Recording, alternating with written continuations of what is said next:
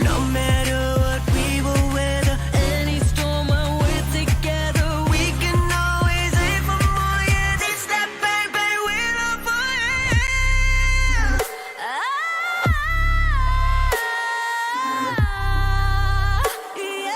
Set the tone like it's set in stone.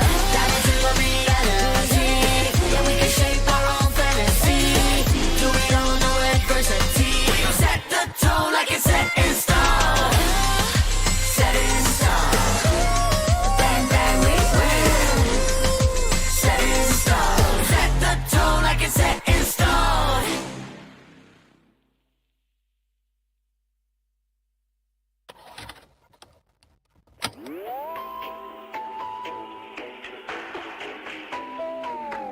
From fire, yeah.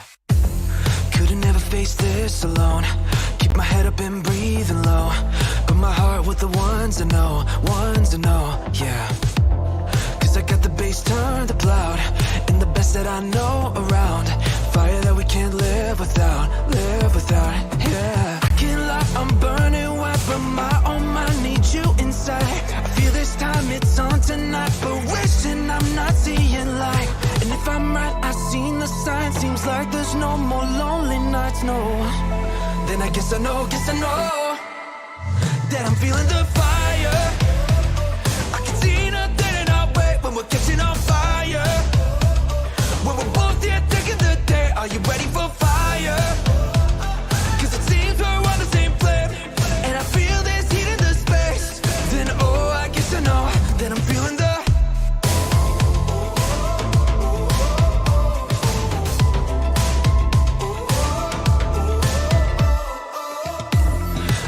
the red suddenly, barely time to count up to 3. Look around at my company, yeah. The sky opens up for lightning, time crawls up close, it's tightening. My brothers do the right thing, tapping on the floor. I can't lie, I'm burning white, but my oh my, need you inside. I feel this time it's on tonight, but wishing I'm not seeing light. And if I'm right, I've seen the signs. Seems like there's no more lonely nights, no. Then I guess I know that I'm feeling the fire. I can see nothing in our way when I'm catching on fire. When we're both here taking the day, are you ready for fire? Cause it seems we're on the same flame, and I feel this heat in the space. Then oh, I guess I know that I'm feeling the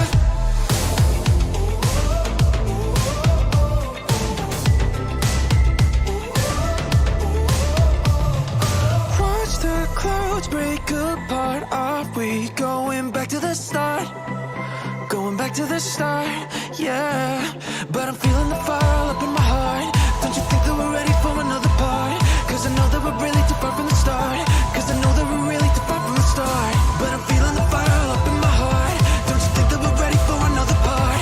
Cause I know that we're really too far from the start. And I'm feeling that I'm feeling the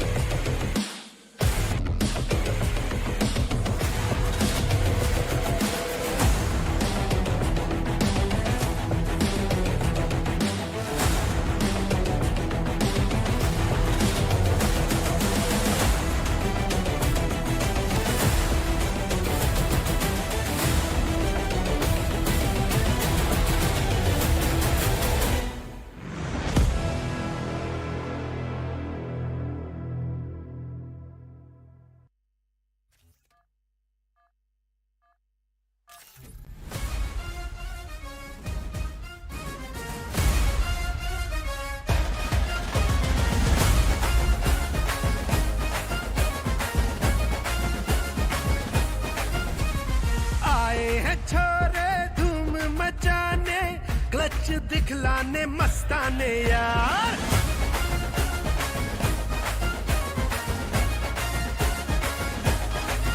हे आए हैं छोरे धूम मचाने clutch दिखलाने मस्ताने यार कुड़िया भी हाजिर है रंग जमाने रश करने को हरदम तैयार तूफान बन के लड़ लीडर बन के बढ़ लगा के ग्लू वॉल और हेड शॉट लगा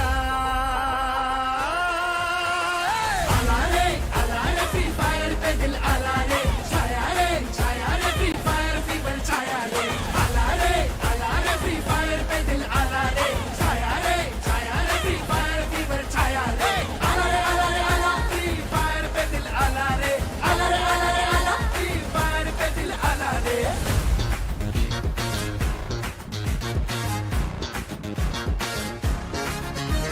ग्रैंड मास्टर बन या फिर कर तू किल चोरी बदमाशी कर ले लॉल इमोट से स्नाइपर लेकर बन जा शिकारी थोड़ा फैंक करके कवर तो दे डट के लड़ना है बच के रहना है एक ही एचपी पर कर ले बुया बुया बुया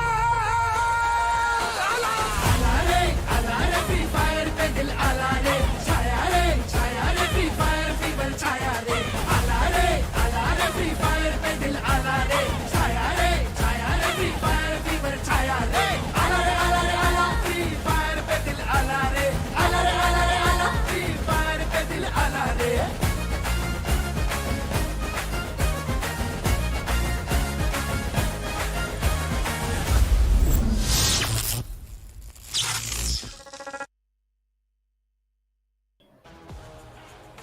Good evening, ladies and gentlemen, boys and girls. I wish everyone a very happy Holi and I hope you guys enjoyed the Holi song. I am super enthusiastic right now, just watching this with full of energy, and now I find myself a little discolored with only black and white.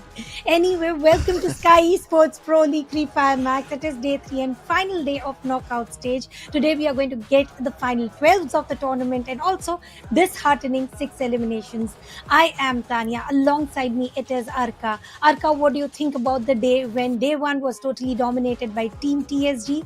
Day 2, where Team Vasio Esports have created an amazing triple booyah record. Do you think there's anybody to break the record if it is going to be Team TSG or anybody else? I mean, I'm expecting some old names to make some big noise today. Like we have the side of Jaunty Gaming, we have Total Gaming. Now these are the names who need to step up. So I'm just going to place my bets on these teams so that they play well. Yes, you're speaking about records. The records are meant to be broken. And these are the teams who are actually capable of breaking these records. So I feel that today, the overall standing is going to vary a lot because even now, if you look at the overall standing, any team can qualify into the top. Yes, any team still has that small window to qualify. We'll talk about the format of this tournament where it is knockout stage, final day of knockout stage, where we are going to get 12 teams to fight towards point rush, which now during point rush, it doesn't matter if you are on number 1 or 2, you are not going to get eliminated. But why it matters the most to be in top 6 is you're going to get some jump start points towards grand finals. So it's going to be itsy bitsy of cushion if at all you make any mistakes. Absolutely. And the grand finals, I'm just waiting to see how things will turn out over there. But for everybody who's watching back home, the big prize pool in front of your screens, where the biggest chunk of that prize pool will be taken away by the champions itself, and that's going to be 5 lakh rupees. The second place 2.5, the third place 1.25. It's going to descend down until the 12th position is going to take home at least 40,000 rupees. So nobody's walking home empty handed, but the person who does the hard work the most, like the MVP and the Predator, they're going to get additional rewards with 20,000 and 10,000 respectively. Well, I am imagining one thing, Arka. What happens if MVP and Predator both goes towards one person, the player to get the best amount of eliminations, and as well as they are the MVP for several times. But we'll talk about it a little later. Let's continue discussing about point system, where number 1, the team to get the booyah is going to get 12 points, followed by 9, 8, until position 10 you get some points, but for 11 and 12 you totally rely on elimination points and you get 1 point per elimination. So Arka, coming back towards the point, imagining a single player taking away both the titles, what are your call, and who's the bet, like which player do you think might take away both? I mean, I have been wanting to see like several names pop up, but there are a few in my mind. Before we speak about that, the tiebreaker rule, which has brought in over here to make things much more easier for the audience to understand. If a team have equal amount of points when we have to announce the champions, then we're going to look at who's got the highest number of booyah, and if that also remains the same between the two teams, then we're going to look at total eliminations. By then I believe we might get to know who are the champions, but just in case it moves on further, then there's another priority altogether. Now the format for this championship rush has to be something special in this tournament, where the first team to reach 80 points in the grand finals, with that additional point which you can obviously take up in the previous round, but any team which reaches 80 point will activate themselves the champion rush advantage, where the next game itself, if they get a booyah, then they're going to be announced champion. In case they do not, then they still have a chance until they attain one. And there's one more thing that has been added up to, which is one unique active skill. Yesterday in the interview, we heard Vasya himself speak up that it was very tough to organize themselves or to create a format in that pattern, that each player has to have unique ability. They had the settling period of day one, and then in day two, they managed to create the best set out of it, and best of the active abilities were used to not only win one booyah, but over and over time. It is total of 3 booyahs, and records are meant to be broken. We talked about it, and let's see who will break them. It was day one when Assassin Army got 2 booyahs on their name. Now it is Vasio Esports got 3 booyahs on their name. Today I am waiting to see if at all there's going to be an equalizer of 3 booyah, or we have seen such tournaments where teams have dominated up to 4 to 5 booyahs on their name. Absolutely. When I feel there's going to be one team which is going to walk away with at least 3 booyahs today, and if you have to place my bets on one team, which team do you think will qualify for the point rush stage? I believe most of these teams will. Yes, Team Elite is going to be my bet, but if I have to ask you the same question, which team do you think is going to go to fight today? Well, I believe again it has to be TSG. They started off good. They are going to continue with whatever they have done. But one team that I want to bring in some good show, that has to be Team Total Gaming, because they have been very passive, just like Team Elite. Coming towards the game schedule of Skyesports Pro League Free Fire Max Knockout Day 3, we are going to continue with the pattern of 6 total of maps, starting off with Bermuda, followed by Purgatory, then comes Alpine, Kalahari, Nexterra, but it is always game 6 where I'm always eyeing off. Yeah, the game changer. Game number 6 all of a sudden comes as an out of syllabus question to everybody, and then they'll have to decide what kind of active abilities each of them is going to carry. Yesterday we did see a group play it out. It was Group C was with us. We had Badge 99 Black Flag Army, they say RNX, PVS Shadow Shooters, and Team Elite Ridge. Joining them back in this game is going to be Group A. Big names coming in yet again: Total Gaming, TSG Army, PN Rose, Nonstop, Car 98, as well as HDG Esports. Now the interesting part is most of these teams and most of these players have already proven to us that they're worthy of being on the top of the table. Just imagine Assassin Army. Now they've got 155 points, and then you have TSG with 127 points, and they're already in the top 4, and they'll have 6 games ahead in front of them. So today during the dry run, Iron Crips was just being a little greedy, where he said he want to see TSG Army at 200 points, and I said no, I'll be even more greedier. I want them to reach at least 250 pointers. Let's see if any of those records are tuning in today.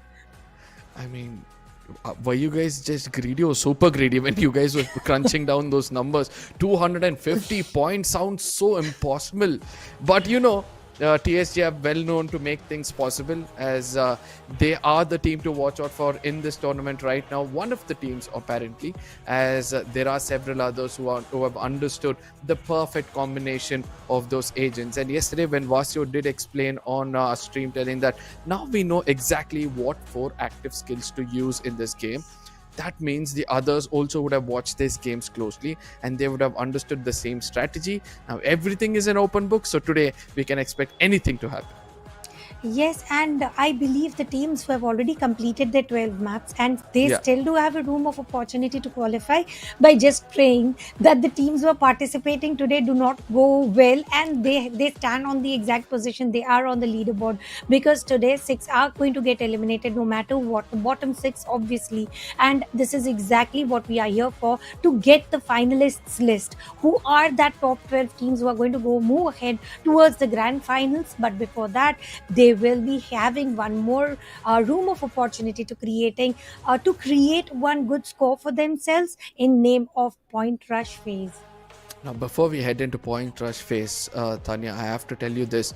I somewhere have a gut feeling that the 12th, the 11th, the 13th, and the 14th position point difference is just barely going to be 1 or 2 points. And disappointments is going to be lingering over these teams who will be below the 12th position. I understand that, and I hope the fans are ready for a heartbreak, as well as few fans who are ready to rejoice in this beautiful day of Holi. And for those who are watching right now, do not be greedy, ladies and gentlemen. Please go share it among your friends. Make sure that you bring in your friends over here, because we are just seconds away from heading into the first map of the day. Before we step there, Tanya, quickly, which team will get that first booyah? Well, for the start, I want Total Gaming to get the booyah. I'll be very honest, because they are the only one team where I've not spotted no matter what. So, ladies and gentlemen, let's all hype it up about who is going to be the top 12.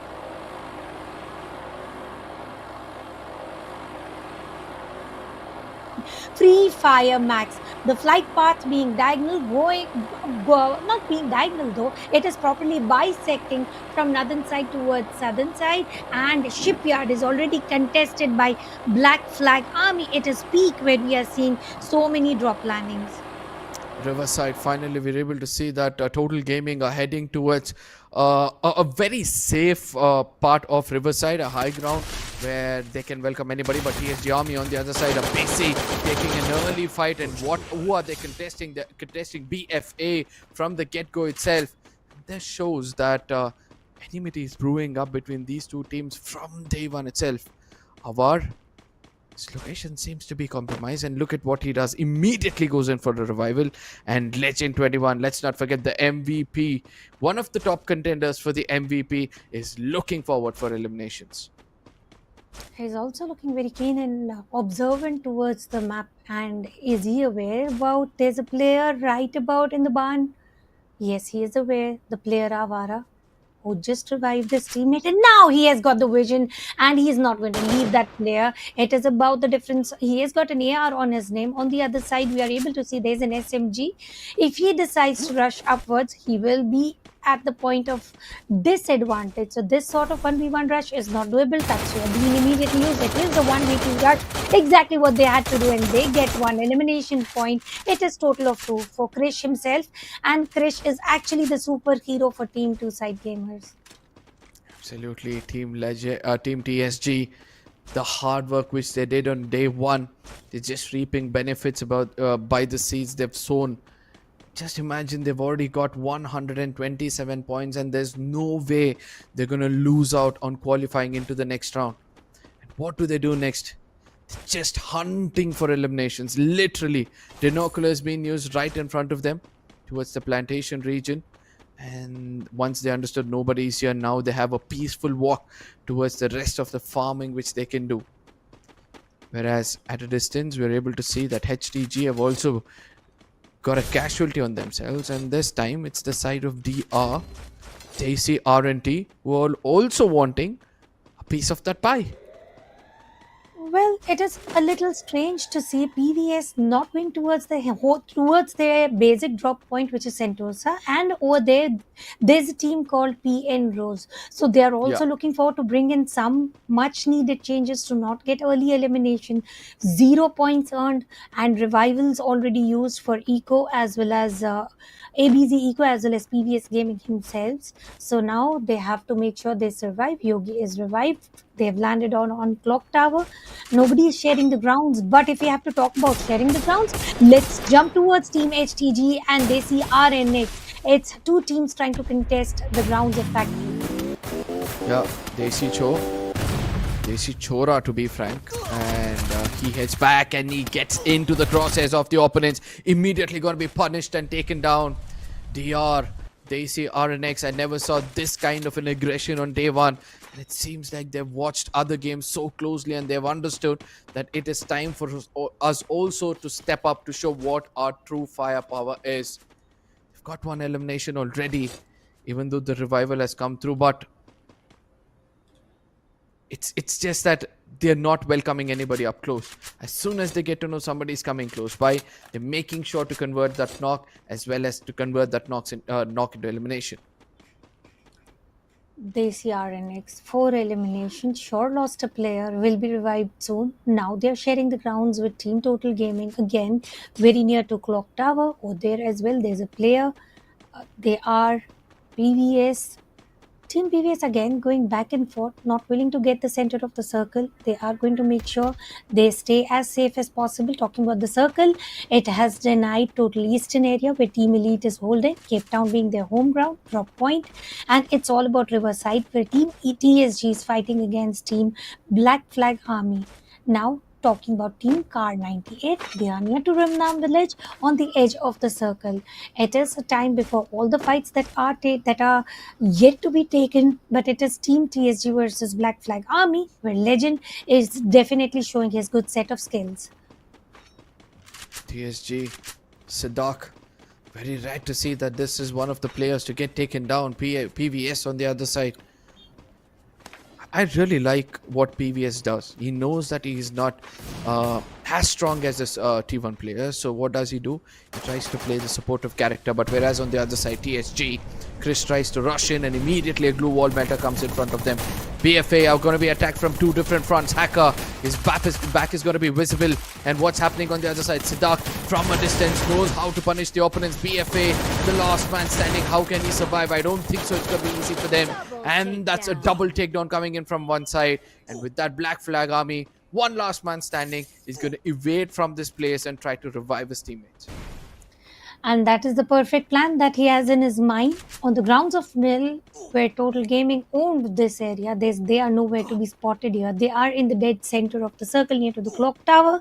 Now it is all about TSG, again trying to pick up the form because they are the top eliminators right now within the lobby. 3 for Krish, 2 for Legend, 1 for Ritik. It is all Siddharth, the man who still has to bring in his sniper sets again, his sniper skills again, and get those elimination points. Talking about the last man, Avara, who managed to escape, but he is on the hunt towards getting those tokens to revive his teammate. Sure, he collected enough to get one teammate back, which is Hacker himself, but he also has to make sure he goes in for the rotation towards the center of the circle because zone is closing in. Sure, it is first blue zone, not much of health damage, but still you have to go ahead, get an entry and get a good compound to reunite with your teammates, but he has got an escape plan. He doesn't wish to show his placement against Team Elite. And look at the circle shift. Oh my goodness, it went so far away from TSG.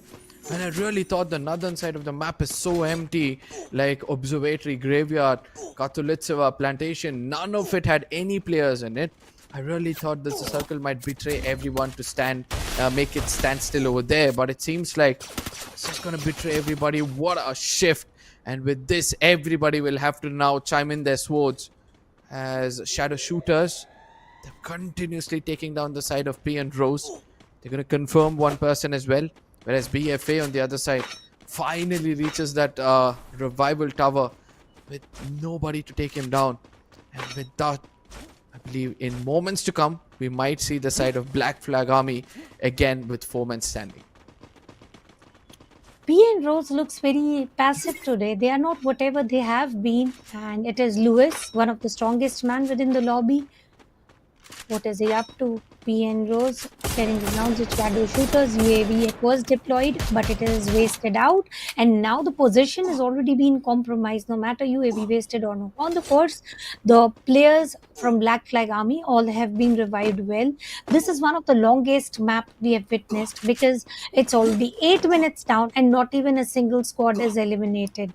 They all are going very slow. They all are going very passive. They all are aware about how each and every map is important because because this is the last 6 maps which is going to decide their destiny towards grand finals. Speaking about destiny, I really want to see which of these teams are looking forward to get more eliminations. Yes, one thing is clear, TSG Army, they have come in with an intent to get the maximum number of eliminations, which they have been doing from the beginning. But when I look at the most experienced ones, like Team Elite, Let It Be, Total Gaming, these are the teams who are being a little bit on the passive end of things.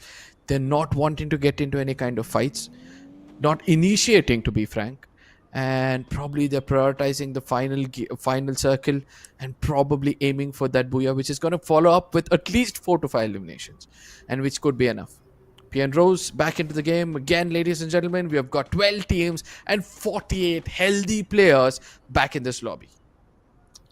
When do we see the elimination starting? The last round is going to be a chaos, havoc, and whatever you can name it.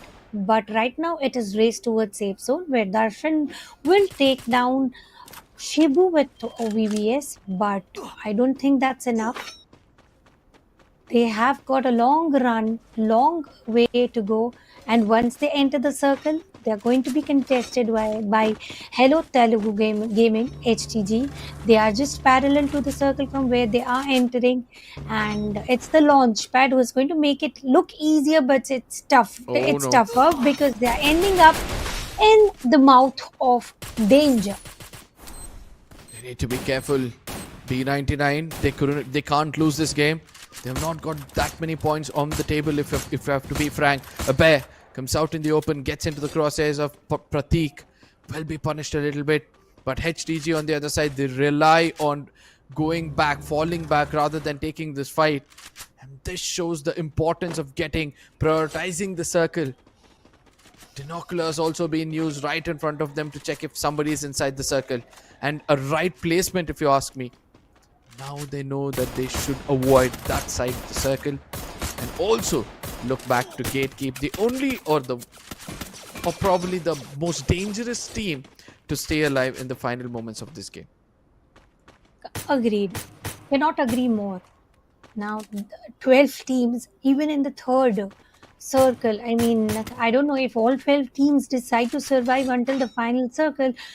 It's going to be very tough for read, not only for us, but also for the players about which team to fight. All the fights are going to be left, right, center, and obviously you have to watch your backs because you really never know if there's any team who is trying to rush in through the blue zone. Talking about blue zone, it's only Black Flag Army who is still going for the longest route through clock towers, and it's going to be Badge 99 who is also trying to enter the circle, but HTG has got a better positioning. They are gatekeeping Badge 99 very nicely, and now it's Car 98 already coming into the action. So now it's HTG who are in a sandwich situation between two teams. Hangar it is, ladies and gentlemen. Look at the mini map. We've got PVS right to the center of the circle, avoiding all the fights. They're prioritizing just to take away as many position points as possible, whereas Non-Stop Gaming on the other side, very close to DR, and they're having one hell of a fight.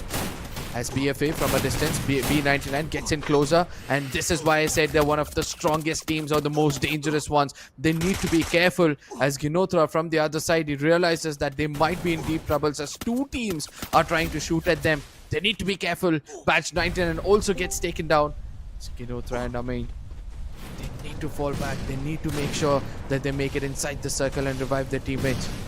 Whereas on the other side, it was the calm before the storm, and now I can start to feel the storm non-stop. He needs to be careful. The glue wall melter is not going to allow him to stay alive for longer time, as grenades are going to be tossed in. Now things are going to change for the side of non-stop game. Last man for Desi Chora it was, and Desi RNX will be shut down by none other than this team just against them. Team Total Gaming will also push against Badge 99. TDS Gaming spoke within the competitive. They chose to the right. It's all about Total Gaming aggressing and getting the first elimination on their name. Non-Stop Gaming waiting and cannons being deployed, not allowing any push on their side.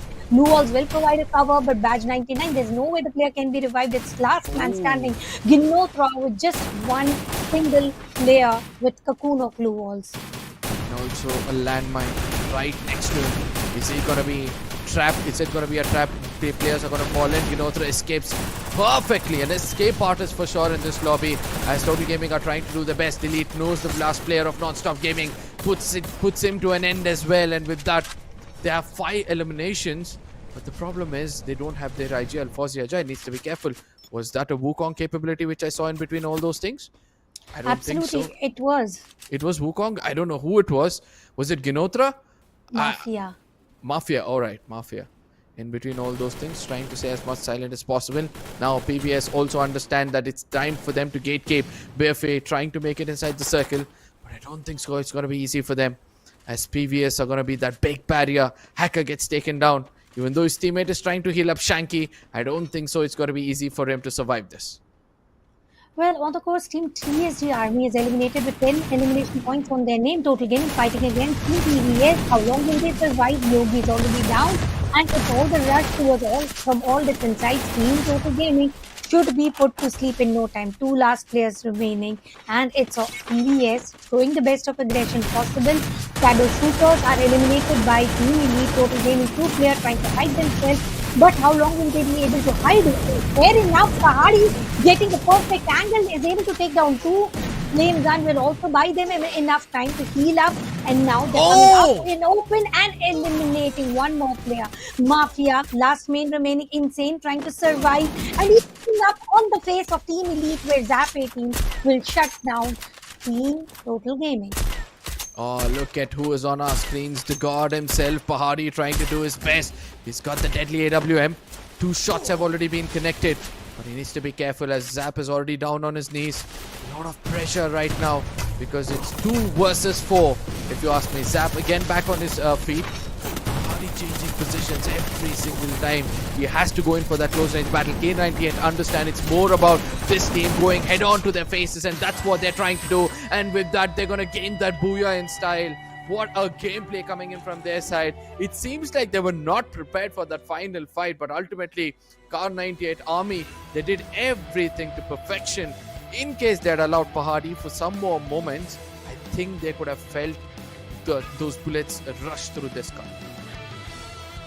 It was the game of survival where all the teams tried to go ahead and survive for as long as possible. But when the action began, they were yet to decide about from which direction to fight. Talking about the final fight here, it was Badal who took down Zap. There's no point that he would be revived.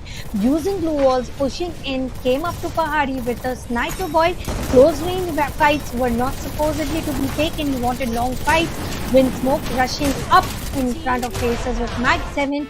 And 2 shots was barely enough to shut an entire Team Elite. K98 Army taking away the very first booyah on day 3 of knockout stage. Now this is where things are going to turn interesting because the final 4-5 teams which I saw were Total Gaming, Team Elite, I saw K98, I saw PVS Gaming. So all those experienced teams which we were speaking about who can make a comeback today, it seems like they all are present in the match standing. So the numbers, we'll have to crunch it down or probably just wait for our production to do the work. But as of now, I really like the gameplay of each and every team. It felt like an actual T1 lobby and not a lobby meant for creators. Until the final circle, Tanya, we saw so many teams and we were not ready as to from which corner we are going to look at the fights. And the compound that PVS was holding, that was the exactly the center point of all the fights possible. 4 teams already fighting against each other, and on the other corner itself, PN Rose got decimated. So it was a lot of fight in exact 1 minute to cover, and this was exactly what I was talking about. If all the teams decide to not fight until final circle, will end up in unpredictable fight. Obviously this was not the exact fight that Team Total Gaming was deciding to, using Launchpad on the faces of 3 players of Team Elite. Now that was the last thing that Total Gaming would want to do, but there's nothing much that he could have done. But what was done, we definitely want to see it again, and this is exact highlights what happened on the map of Bermuda. Yep, things started off with Daisy Arnex showing some glimpse of brilliance, and then we had TSG again going back in being themselves. getting almost 10 eliminations, if I'm not wrong, even before they get taken down. But non-stop gaming, this was the moment. Look at how confused they were. They didn't understand from which angle to take that fight, because from one side it was total gaming, from the other side it was PVS, and ultimately when the iron was hot, that is when TG came into strike, and they struck hard to eliminate a team. But PVS on the other side, they're like, you know what, total gaming, we know that you guys are here. Both of us are going to walk away from this position, and that's what they eventually did. And rest is history. Star 98. They had 9 elimination points on their name, and they also got Booyah. Chrono Void was used, he was saved that way, and they will be spotted on number 1 of leaderboard for sure. Badal once again proving himself the perfect player in terms of eliminations, assist, and total almost damage of 2600. He has given the best possible, but you know what better did Team Car 98 did? They did not get spotted by any team throughout, and that worked very well. 4 players intact until the final circle is something that you can ask for, where all the teams decide to survive until the final circle. Absolutely. But with this, it's also good for us to say that every team have got some chunk of eliminations, because everybody were fighting and making sure they have all 4 men standing at least until the final few circles. But looking at the team which snatched away the Booyah, they have done a decent job, if you ask me. 2 of the players in total have got 9 eliminations, where the other 2 were busy supporting their teammates, because Farhan and Vinod, from distance, they had an agenda that they wanted to save their frontline assaulters, give them the right kind of backup, let them do the talking with the gun. And that's how probably this is the least damage I would see from a single player, 124. Whereas Windsmoke, he's done the job. He's done the job, as well as we have got Badal, who's got 2,594 damage in total. Well, if I had to talk about one player, Farhan, he is actually the person to be wearing that cape. And there's limelight sure on Windsmoke, but it is all due to the support players who give all the best of supports possible to get 2 players towards the victory, and 21 points in the very first map from the side of Car 98. The team we did not talk about is fairly good, but what interests me more is number 2, Team Elite, that we really wanted to perform is under 19 points, and Team TSG. Well, Total Gaming. Arka, what do you have to say? Team Elite, Team Total Gaming, everyone is spotted in top 5. I mean, if my camera was on, you would have seen a big smile on my face right now. And my lips are almost touching my ears. It's that big, because now I know these big teams who are supposed to step up when the time is right are actually doing it. Look at that, 14 points, 19 points. Team Elite slowly coming to show their true colors. And we were speaking about if somebody can cross over the 150 pointer, just in case Team Elite continue to play the same way and pick up 1 or 2 Booyahs on the way. I believe that they will be able to cross over the 150 pointer in a single day. Yes, they should be able to, because it's all about qualification now. Yeah. The needs are pretty high for in terms of talking about scorecard. Car 98 taking it also very very seriously about how consistent or maybe how elevating they have to perform to stick to that top 12 counter. Because sure, for now they've got good score. It is not only about gaining points, but it is also about gaining enough points to push down few teams so that you can create space for yourself in top 12. Absolutely. And again, I'm waiting to see what the overall standing looks like right now, because we have to slowly crunch down to what things are going to look like. Once we understand that these are the points where teams need to work on, they need at least 5 to 6 points, then it's a different story. But with this, ladies and gentlemen, we are going to be heading into the next map of the day with no more delays. We're going to be quick to get to the map of Purgatory. The flight path is going to be Fire Brigade and Crossroad, the 2 ends of the flight path, making it a very centric one. And Brasilia seems to be the place I would want to see the initial point of contact or the early skirmish taking place. Yes, the blue zone at Crossroads is going to attract a lot of attention. It's going to attract a lot of teams towards it.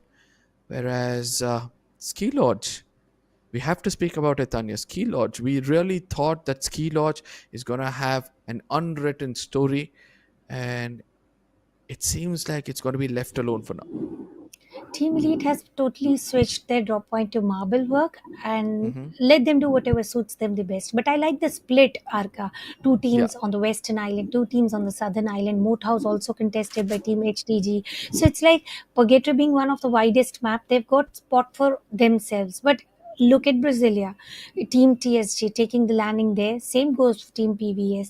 Now there's only one team who can survive or maybe hold on to this ground. UAV already deployed by Team TSG to get the information about if the compounds nearby are vacant to get the loots, because it is only first few minutes. Either it's a crash landing, you got to fight with whatever weaponaries you have, or you use a UAV to get the information if there's somebody around and get the best of weaponaries that you're used to using. Team TSG. If somebody is daring to reveal their location, it seems like somebody wants to have a fight with the daredevil himself. And I don't think so. It's going to be an easy job. Brasilia, right to the epicenter of the map, is where we have this team. And the first blood is already being drawn, ladies and gentlemen, by the side of Black Flag Army. In the overall standing, they had a decent cushion in somewhere around 5th or 7th position. And they want to cement themselves into the top 5 by gaining more points. As they see RNX. Now, these are the teams we need to speak about, Tanya. They see RNX. They were somewhere at the 11th spot, right? And they will now have to make a comeback. They have to make sure that they have an average of 5 to 6 points in every single game. Aim for a big number in one game at least. Their stronghold map is where they would want to get one booyah at least. Well, they see RNX as kind of a team where we spotted they do not perform in all the maps. What they do is they try to rule in one strong map with the dominance of 30 eliminations or 31 total points, and then they automatically take such a huge leap in the obviously upwards, leap upwards in the leaderboard. So I believe if Yeah. they see RNX will play one strong map, they will be able to do enough. Black Flag Army, the only team to get the elimination by far. Look at how reserved all the teams are playing. This is not exactly how things happened when we saw Team A and B fighting against each other. Again, this was not the case of scenario. Group when there was B and C happening, it was one of the most brutal, aggressive, and frontal that we have spotted. Now coming towards Group A and C, both of them want to go very passive. So was it Group B, the initiator group, where they wanted to make sure to start off all the fights? Now, you can tell that because we had Team Vasio, Assassin Army, Bin Zidane, Boss Army. These were the teams who actually wanted to pick up eliminations. And that's why they're on top of the table right now. But I would call these two groups as the more cleverer ones in comparison, because both these groups know the importance of gaining ample amount of points or average amount of points in every single game, and which matters a lot when it comes to the overall standing. Whereas Total Gaming, they were at the 12th position. They were barely making it into the top 12. And now with one good game, a bit of confident boost is going to allow them to convert at least 1 or 2 games to booyah, so that they can also have a good chance to stay in that safe top 10 position. Actually, what I'm really liking is UAV has been sent from the side of Team HTG. Even if Black Flag Army was not aware about there was any team trying to go from Moat House towards the mainland, they have given the information. Now it's the perfect timing for Black Flag Army to gatekeep Team HTG, because they have got the upper advantage, they have got the better place, they have got the better plain land to walk. Now it is all about 4 elimination points from Black Flag Army. Is it going to be so easy to get, or it's going to be the slow affair where Team HTG will go for the different route, realizing through UAV information that there stands a lot of risk. If we push in there, we might get decimated, and which is the last thing which any team can do. Everybody is deciding to survive. Just imagine right now, 5 minutes down the line, and only 4 or 3 eliminations. How passive approach each and every team is up to. Yeah, absolutely agreed. I really want some action. I'm done waiting. to be frank, because the first 2 days I was served biryani, and all of a sudden they're giving me a slow meal, where they first give you a starter and then you go to the main course, and then the first day I had everything on my plate. I could enjoy whatever I want, and I want to step back over there, Tanya. I am done waiting, because this is where this is where the game kind of looks more technical. This is where the game looks more boring in the initial moments, but I guess this is how teams are going to take it forward. Well, I would not call it exactly boring, because if you have a look at the map, I call it rotation. The southern island with only two teams holding themselves, they've got the third team as well. There is team non-stop gaming. Now the circle is going to take shift in seconds. Still, Marble Works is all vacant now. There's no more team total gaming holding there, team elite holding there. It's all about team TSG. They left Brasilia in all few seconds, realizing that there's somebody holding on to Brasilia and they wouldn't want to pick up a fight. Now there's a swap of location.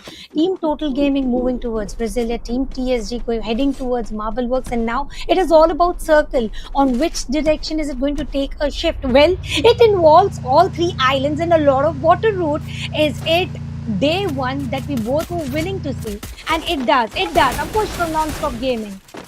A push from non-stop gaming, which is turning out to be a little fatal. Manu was down on his knees, and look at how the positions have changed.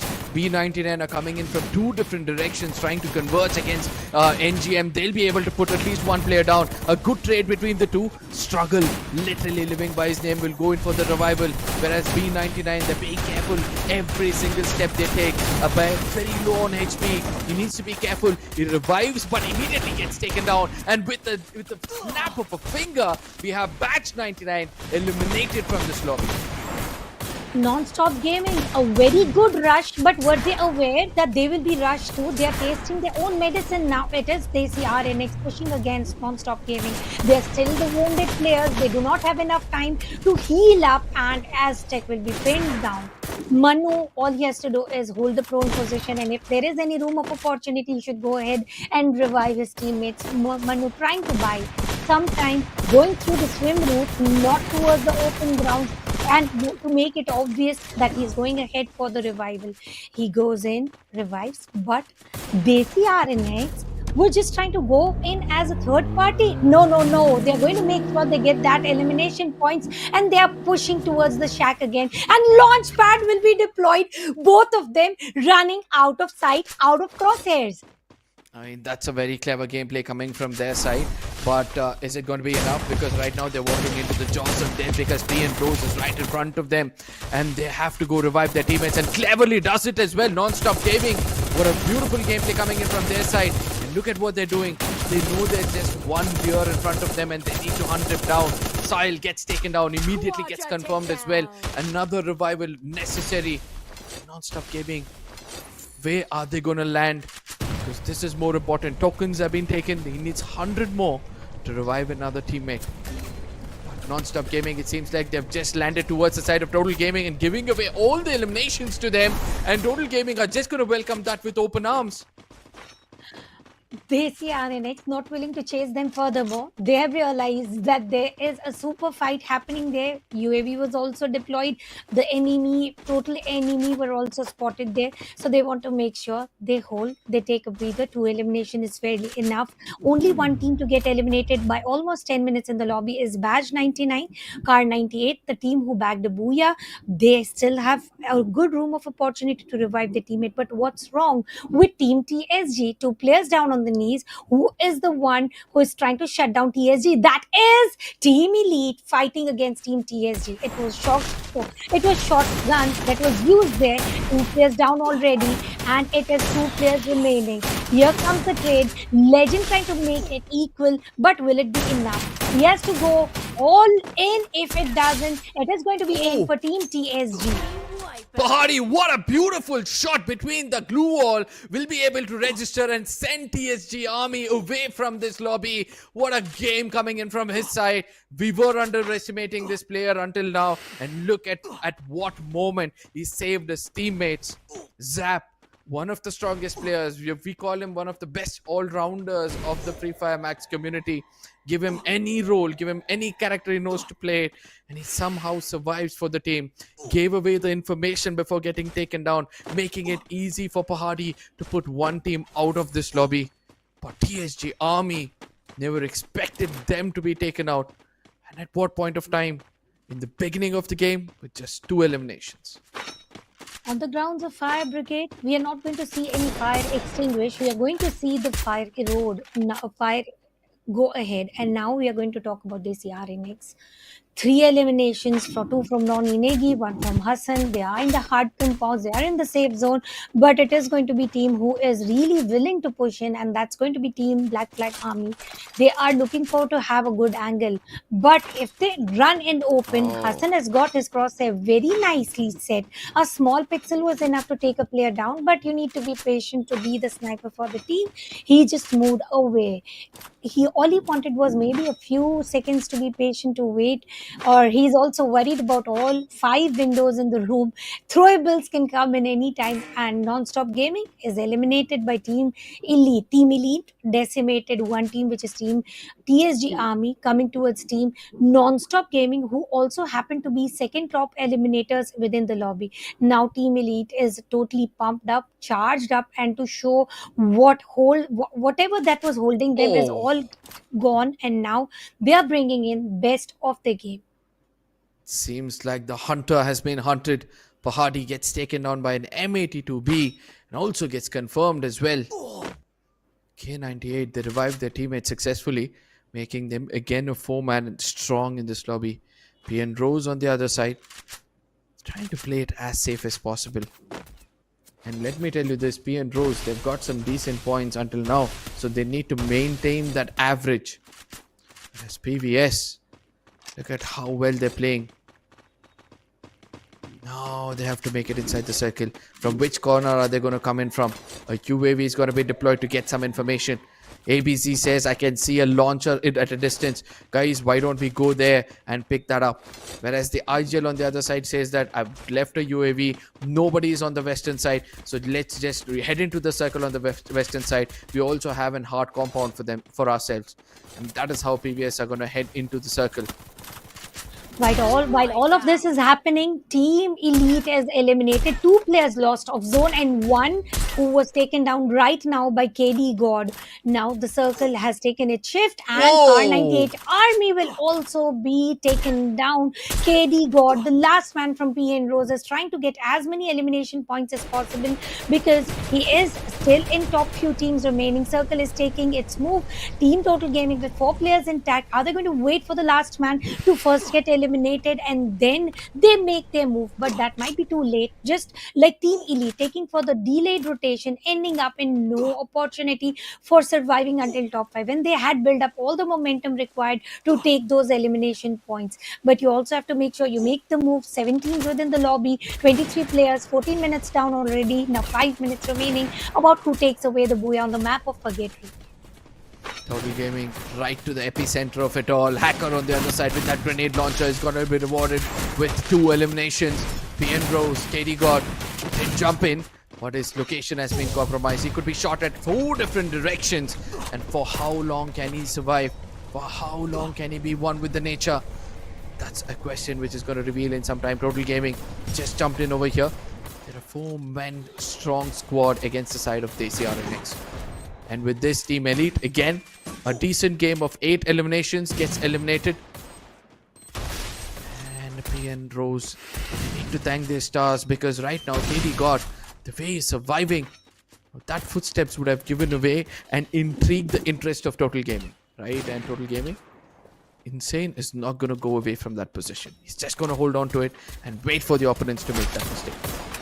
Team PBS survived until top 6 with no elimination, finally getting some knockers and also a room of opportunity for Team Black Flag Army to gatekeep HPG. But what in the world is happening? All the eliminations are being gained by Team PBS. Long range battle and getting these free elimination is something that anybody would want to, because at the end it's never about who got the knock, it's all about Who got the elimination? PVS is reading it very well, and they've got 3 eliminations right now. HTG will be eliminated, and it was self-elimination for the last player remaining, P and Rose. The last guy, KD, got still surviving in the mix of 3 players. Indeed, 4 players. Delete was also again default. 4 players, and how is he surviving? Zone giving a lot of damage to team. PVS throwables being used. One compound comprising of 4 total of teams. Absolutely, it's just going to be the house of death. As BFA, they're trying to do their best to put an end for the side of PVS Gaming. Glue wall melters everywhere. Shots have been given from every different directions as well. Mafia gets another reward for being a little bit aggressive. Total Gaming, they've only got 5 frags so far. They see RNX, even they are inside the very building. But BFA have got a greater opportunity. PVS, I feel this is a deja vu moment. I've seen this team before, and what BFA are doing is just enjoying the top spot, because they know any team trying to walk away from their positions are going to be taken down if these 2 men hold on to their grounds. Team Total Gaming trying to be a little safe. They see RNX are trying to exactly get the info about where the players are. Black Flag Army on the top using some emotes, and well, I would be very stressed if I knew that map is about to end in 3 minutes, and this is what makes them, whatever they are, the best of the creators for Free Fire Max. They not only have fun but also try to make a way towards victory. The hacker enjoying the most here with the emotes, and look at Mafia wearing a fairy outfit on a perfectly well physique body. Now that is a sort of entertainment again. Talking. I mean, it's not just him. The whole squad of Total Gaming is actually wearing that, frock. But coming back, the circle is now going to shrink in to make things much more interesting. PVS from a distance, how can they make it inside the circle? And whereas on the other side, BFA, it's clear to us that they're just going to aim at PVS and they're just going to pick up those eliminations, not bothered about who's going to go to the epicenter.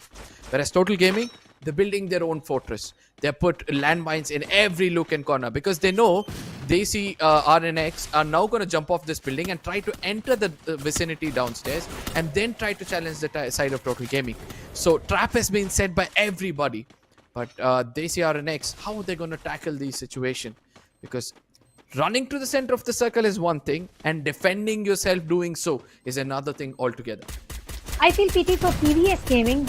They had a look through about we'll be surviving until the end, but everybody is pointing their crosshairs on them, throwables on them, and there's no way they can survive. Trying to create a route with all the glue walls placed, and Eco somehow managed to survive. Now it is counter throwables. Yogi is spotted. He will be taken down. He is pinned down. Zone is also shrinking in. And Black Flag Army, the only team, the 2 players right now, have got a perfect angle, have got the perfect positioning, and now it is all about jumping out of the compounds and who will take down who. Now this is where PVS have done the checkmate position. They need to be careful. They see RNX, they are trying to do their best, and they're going to be covered by the side of Total Gaming. PVS versus Total Gaming is what we would look at in the final moments of this game, but I don't think so it's going to be easy, as PVS Gaming, they're just the third parties over here. As they see RNX, they're also trying to do their best. One last man, changing positions every single time, trying to put pressure over the side of Total Gaming. Now it's a 2v2 situation, ladies and gentlemen, as Total Gaming are going in for revival. PVS Gaming comes in from the other side with the shotgun, but it's going to be punished by Delhi. And now Insane and Mafia have one last man standing to take care of, and they do it in style, getting this booyah. Fozzy is going to be so happy with his teammates. The plan was executed well, and the fairies in white walk away with the booyah they're going to cherish for a long time. Well, looking at his background, he also has a dream catcher and fairy's outfit. A lot of things are matching up to whatever they did, but right now I'm very thrilled to see this sort of booyah coming in from side of Team Total Gaming, who have missed a lot on day 1, and now it is day 2 for them. They are performing at the best of their caliber, still not reached up to the mark, but at least there is some sort of initiation. Our very first booyah with 3 men standing, holding the compound for way too long. That was something that I was not expecting, because they tend to have an attitude towards pushing and gaining those elimination points. Total Gaming for the very first time on the booyah charts. So good to see this. This is what I was speaking about. These two big names can make a comeback today, and it seems like they are the people to do the talking. But I love this game style of Total Gaming. What they actually did is try to make sure that PVS will have to come in from outside the circle to take the fight, because head-on 4 people 4v2 is an easy job for the side of Total Gaming. What PVS could have done otherwise is use all the glue walls, make sure that Total Gaming can't come inside the circle, and the blue zone is going to do the damage. Now, PVS did not think that way. They thought that one player is going to go restrict the rest of them, and they were laying back and enjoying the show. And Total Gaming were like, you know what? We'll show you how a show should be made, and they stepped in to get away a very good win. This is going to be the highlights for the map of Purgatory, where Badge 99 was the first team to get eliminated via non-stop gaming, and that was pretty quick. That rush that they decided to go ahead worked everywhere in their favor, but then they had to taste their own medicine. Absolutely. Whereas Team Elite on the other side, I've seen the chat go bonkers with their tagline. They'll say Elite. So I hope to see that they'll be able to do the same as well. Whereas Pahari on the other side, again, the sniper seems to be waking up from within him, as he's got several knocks, several eliminations as well. But this was the moment where I felt that Shadow Shooters should have made an early rotation inside the circle. BFA, it's like one after the player came in just to give them eliminations. And then PVS holding a good position for way too long than they should have was they could have even won a booyah, because they had the longest place to not be tanking any damage via blue zone. But then Insane had his own plans with the shotgun, popped right on time. Mafia being the MVP for his team right now with 4 elimination, I can vouch for it. This sort of damage doesn't match up to total of 4 eliminations with 1 assist to add up to. But I believe he had a lot of knocks on his name. We'll get to see those count of knocks, because 3000 damage, minimum of 4 knocks he must have taken. Absolutely. And Total Gaming, if it's just one guy who's got 4 eliminations, that means there's been an equal share of eliminations between the team. 3000 damage shows that this game can be sometime ruthless. It can just show you the cake and never allow you to eat it. And several knocks were not converted. Immediate revivals, immediate heal ups. So ultimately, Total Gaming, they just got to be happy that they're able to compose themselves to play actually how they used to play before.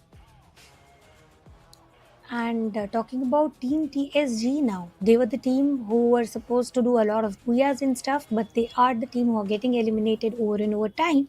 But right now, the team featured on the booyah board is obviously Team Total Gaming. Mafia being number 1. He had 5 knocks. I told you he must have had 3 minimum and 5. Now the count is definitely matching up. Talking about position 2 for the team, it is Insane getting 2 eliminations with the shotgun in the final, and that was the final blow. Delete with a 1 elimination, followed by Fauzi Ajay with 1 elimination. It was a great play coming in, until and unless you are able to build a storyline where you are going to be the booyah bagger, do anything that suits, even if that is holding on to the second story of the biggest compound left within the circle. 20 points in the name of Total Gaming. 20 points with just 8 eliminations. And look at how eliminations have been shared by everybody over here. Previous Gaming as well. They've got #2 position. Even they are trying to make a comeback over here. I did not expect them to actually survive for so long, because Daisy R and X have their eyes set on PVS. I think it was busy. They were busy doing those emotes. They didn't have a chance to come and actually make PVS pay for it. Whereas Black Flag Army, even they were one of those teams who were busy with their emotes as well. Sorry, I believe Black Flag Army were busy with their emotes, and that's why they wouldn't allow. As Daisy R and X, they tried to do their best, but not aiming to go to the center of the circle, but coming in from the eastern side did backfire for them.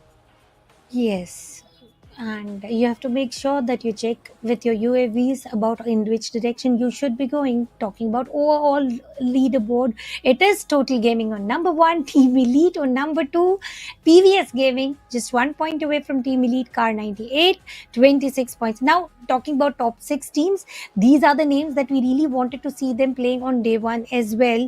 And now talking about from 7th position until 12th, Badge 99 and HTG Esports are definitely not having a good time. But TSG Army, now what's wrong with them? They do have 12 eliminations altogether, but I Yeah. believe placement points is barely 4, so they're not able to survive until the end. But Fozzy, Ajay, and Insane, both of them sitting together shows that they're pretty serious about this tournament. Whereas coming back, now I have a question for you and Crips, right?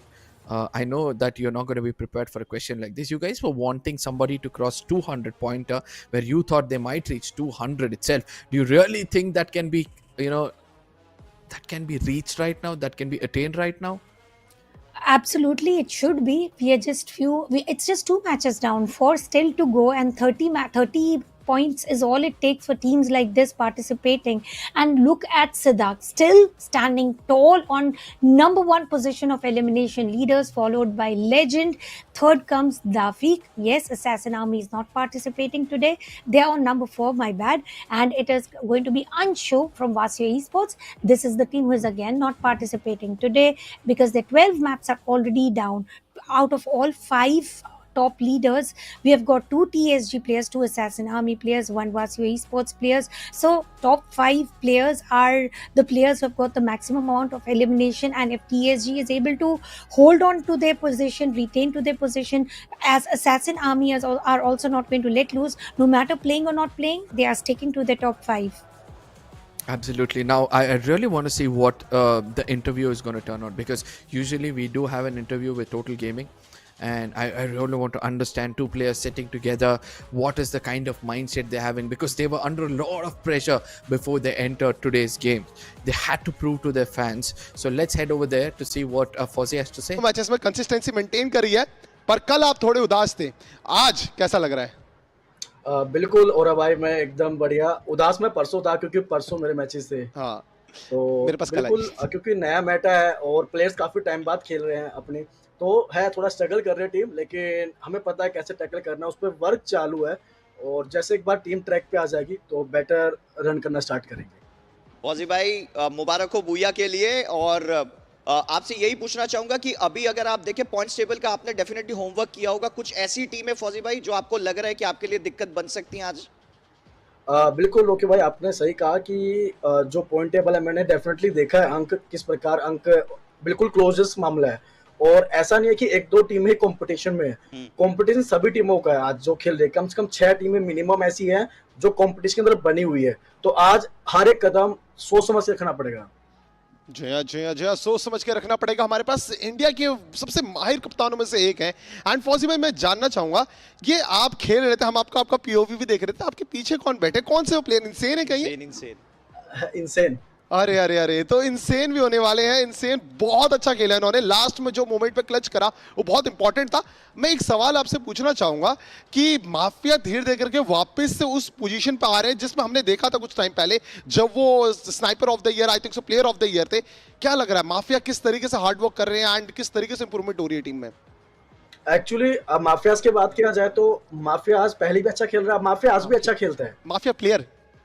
हाँ, mafia player की बात मैं कर रहा हूँ। Mafia अच्छा खेल रहा है, वो पहले भी अभी भी अच्छा खेल रहा है।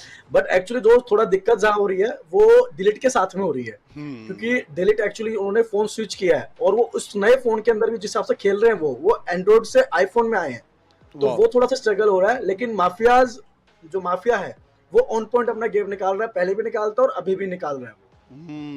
माफिया जी हाँ, थोड़ा परेशान करा ये एक्टिव स्किल रूल ने, पर देखिए हमारे पास, देखिए इंडिया के सबसे माहिर कप्तानों में से एक आ चुके हैं, ये गेम पलटना चाहते हैं, दैट्स व्हाई इनको कहा जाता है कि कमबैक किंग्स। पर देखिए फौजी भाई, all the best for your upcoming matches. इसी ध्यान मग्न तरीके से आराम से खेलिए, आपके फैंस इंतजार कर रहे हैं कि आप कमबैक करें और आई विश कि आप टॉप 12 में हमें जरूर से नजर आए। बिल्कुल, थैंक यू सो मच और कमबैक करेंगे। आप सभी का धन्यवाद। जी हाँ। And Seems And like the there's- intent was clear. They're sitting, they're taking things seriously. That's what we were wondering, because one most important thing which he pointed out was our players were not playing recently. They were busy with their own works, and now they've all come back to pick this up and make sure that they leave a mark. And if this is the kind of performance they can show after leaving the game for so long, just imagine what they can do if they come back to their prime. They are en routing towards the prime. He exactly mentioned about the device switches that the one of the Yeah, player yeah. delete has done. I believe that settling period should also pass, and they've got limited 4 maps remaining. They have been very consistent in first 2 maps of the day, but they have to make sure they continue to do so for the remaining 4 as well. For Ajay, one of the renowned captain in the entire history of Free Fire Max, does he have enough to make sure to retain, or maybe he has to go for the progress chart? He doesn't have to retain that. Does he have enough to make sure the total gaming qualifies in top 12 towards grand finals? If he's continuing in the same path he's doing right now, then surely he has that capability of taking his team across the line. But ladies and gentlemen, you know the procedure, you know how the ritual is. We're going to be taking a short break now, allowing you guys to go relax, get yourself refreshments, and also share it among your friends. The most important point, share it among your friends, bring them all out here, because Total Gaming is trying to make a comeback.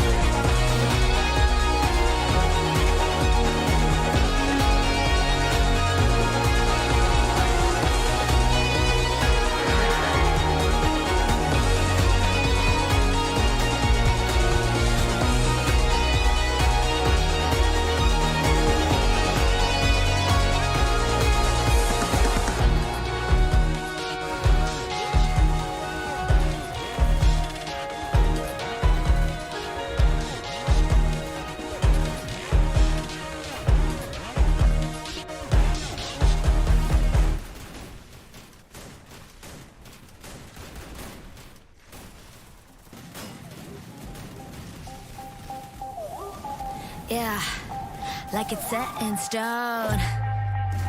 Let's go. 1, 2, 3, it is time to bring the heat. We compete, got a mutual enemy. And if it's up to me, I'm choosing you. Up in the sky, we'll never lose. Like an unload, we precise. I will take your advice. Got this energy up, we will take home the prize. So come get it, play this game. Showing all your skills, bang, bang. Let's raise the bar, ready to start, we'll never. Welcome back, ladies and gentlemen. You guys are watching Free Fire Max Pro League by Skyesports. On the desk with me is going to be a little bit of a switcheroo, and I'm going to bring back my friend Crips. Crips, you were watching this game in the backlamps, and sure about that. Slowly and steadily, the teams who have got the biggest fan following are making a comeback. Specifically, Total Gaming as well as Team Elite. Let's not forget PVS as well. What's your take on that? My take on that is that, yes, they are the most followed teams over here, but they were also the teams who were creating the most amount of suspense. Imagine teams who at one point were FFIC winners, if they don't manage to qualify, that would be absolutely shameful, right? Total Gaming, Team Elite, TVS Gaming, all of them, not only were they the people that most people had their eyes on, but they were also the teams who were in most need of points. And today it seems like all of them are performing really well. This was all a massive plot. Now, amongst all these teams, there's one team which has a set of strong players. It's a power pack team. You have Genotra, you have his whole teammates who have been sticking together. Badge 99 was still unable to catch up to the new game. But before we speak further about it, ladies and gentlemen, we'll be stepping into the next.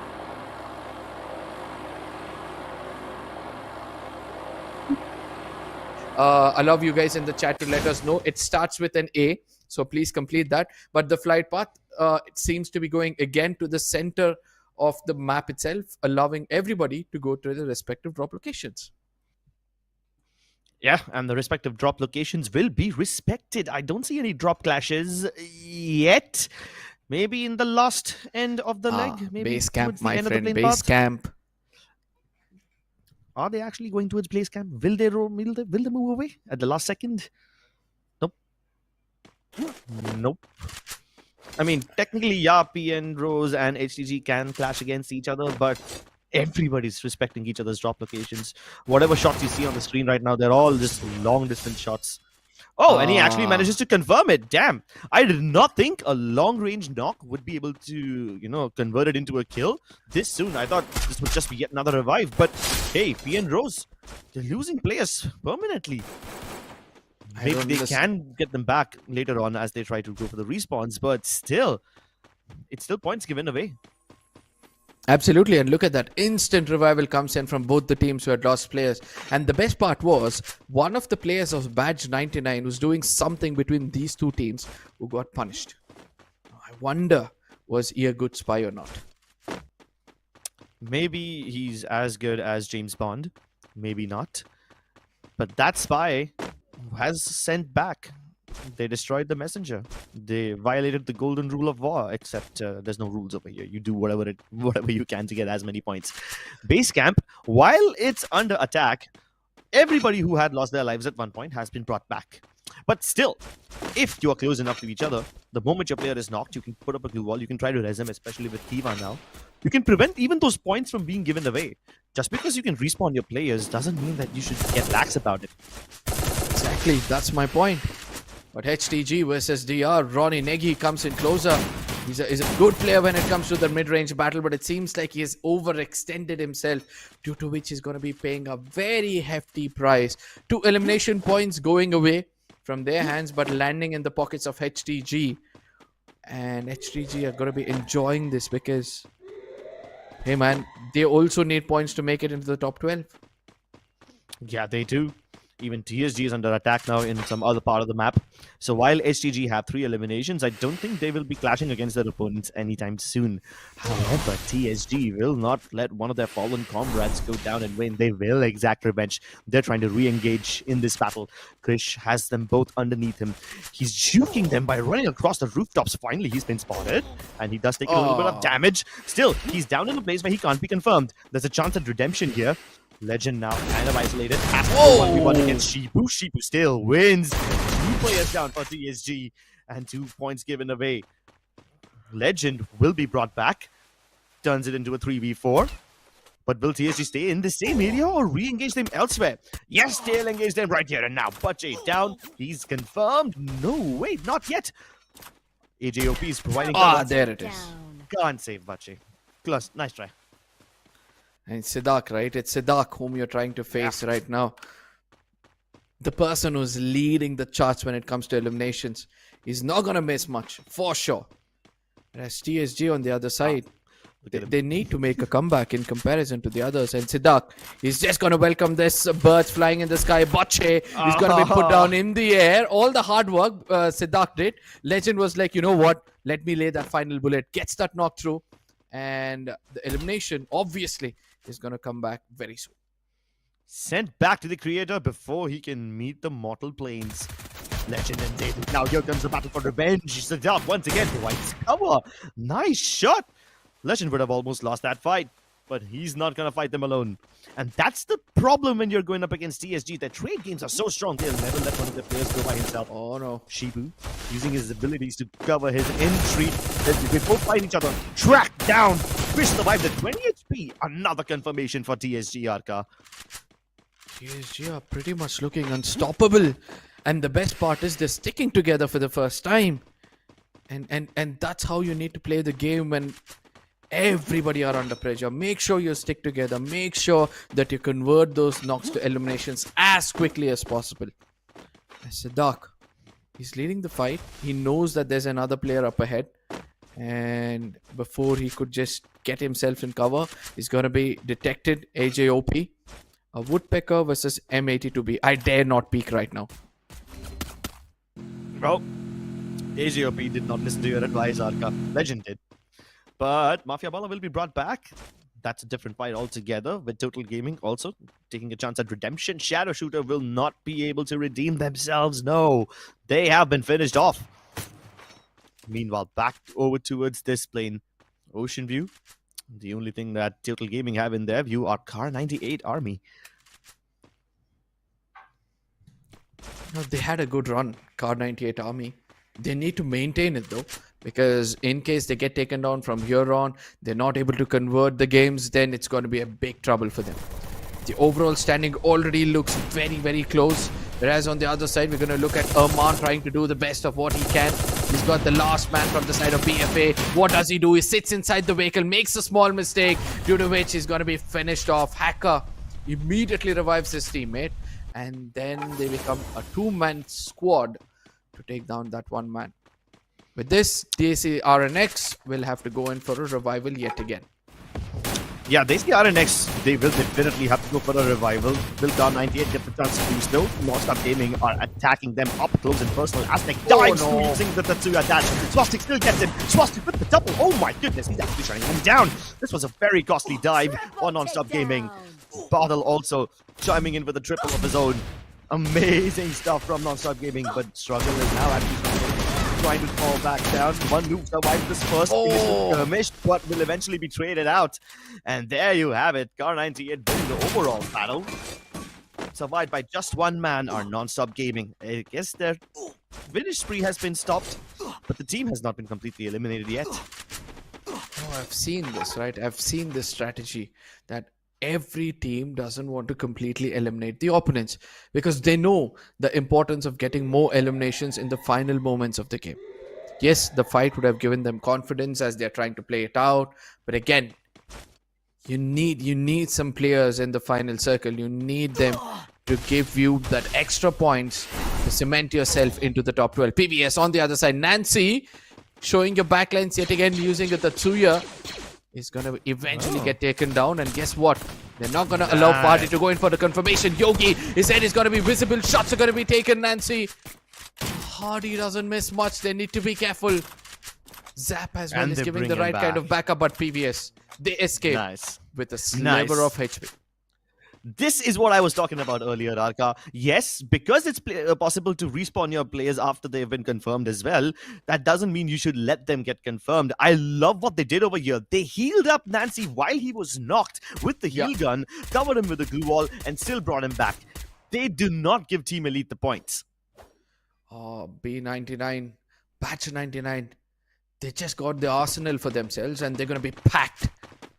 This team needs to be careful. This team needs to be careful now. Have they unlocked this loot as well? Yes, they have. Now they're going to be stacked up. Just imagine Ginotra, Abhay, Shivam, Amin. Everybody have got their favorite guns now. Heading into a 4v fight, all they have to do is just come to the final circle. Hold the epicenter. And towards the center they go. B99 also launching themselves. Up close are P and Rose. Now, P and Rose are the kind of team that isn't anywhere close to a third party. Yes, sure, B99's behind them, but they just about to make their escape. The only bigger problem for them would be Black Flag Army now. P and Rose escaped the high ground, right? They try to run away from Black Flag Army, but they're kind of sandwiched now. And this is not the kind of patty you would like to be. This is not the kind of sandwich you would want to be a part of. Absolutely, but they've summoned a vehicle. That could be an advantage. They can just escape from this dicey If they can- situation. If they can get inside the vehicle, that is. There's another vehicle on the other side, so nobody's watching the other side of the bridge. So they have an opportunity, but they need to take that risk. Whereas on the other side, we're able to see that TSG are starting to have another fight with the side of K98, who are in a very, very bad spot. Look at that.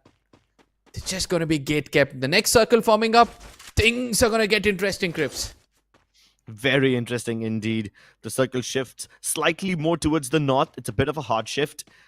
And this will give quite a lot of advantage to teams who are already in the circle, which currently happen to be DCRNX, PVS, Team Elite, and HTG.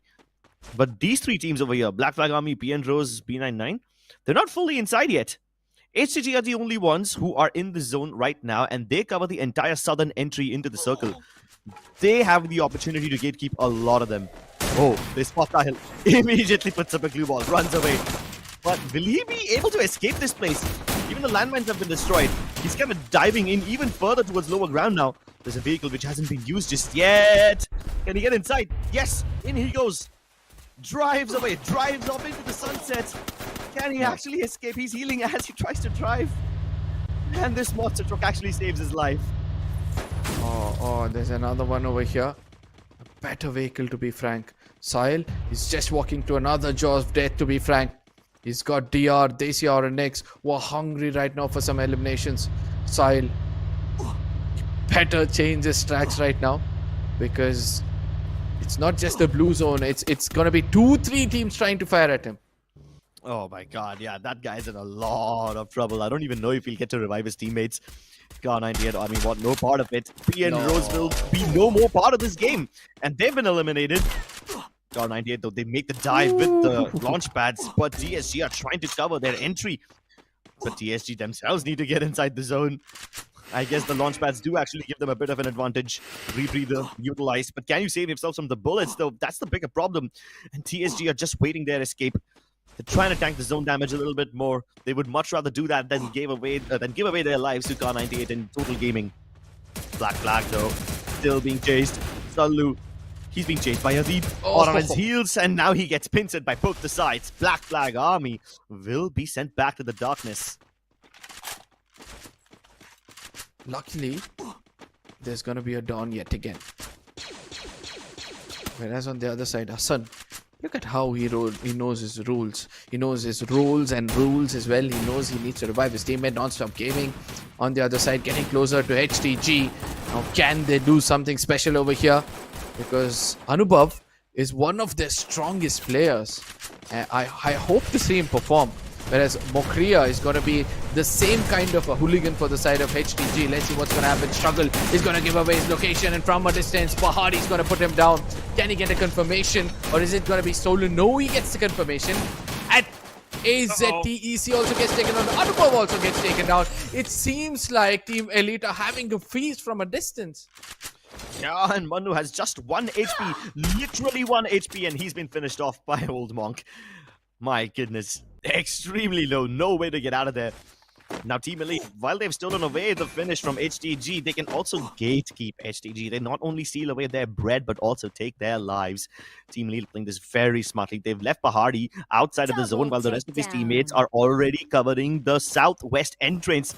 This could be a double sandwich. Great spread by Team Elite. Let's see how this pans out. For now, you have another fight in another sector. This is towards the southwest, actually.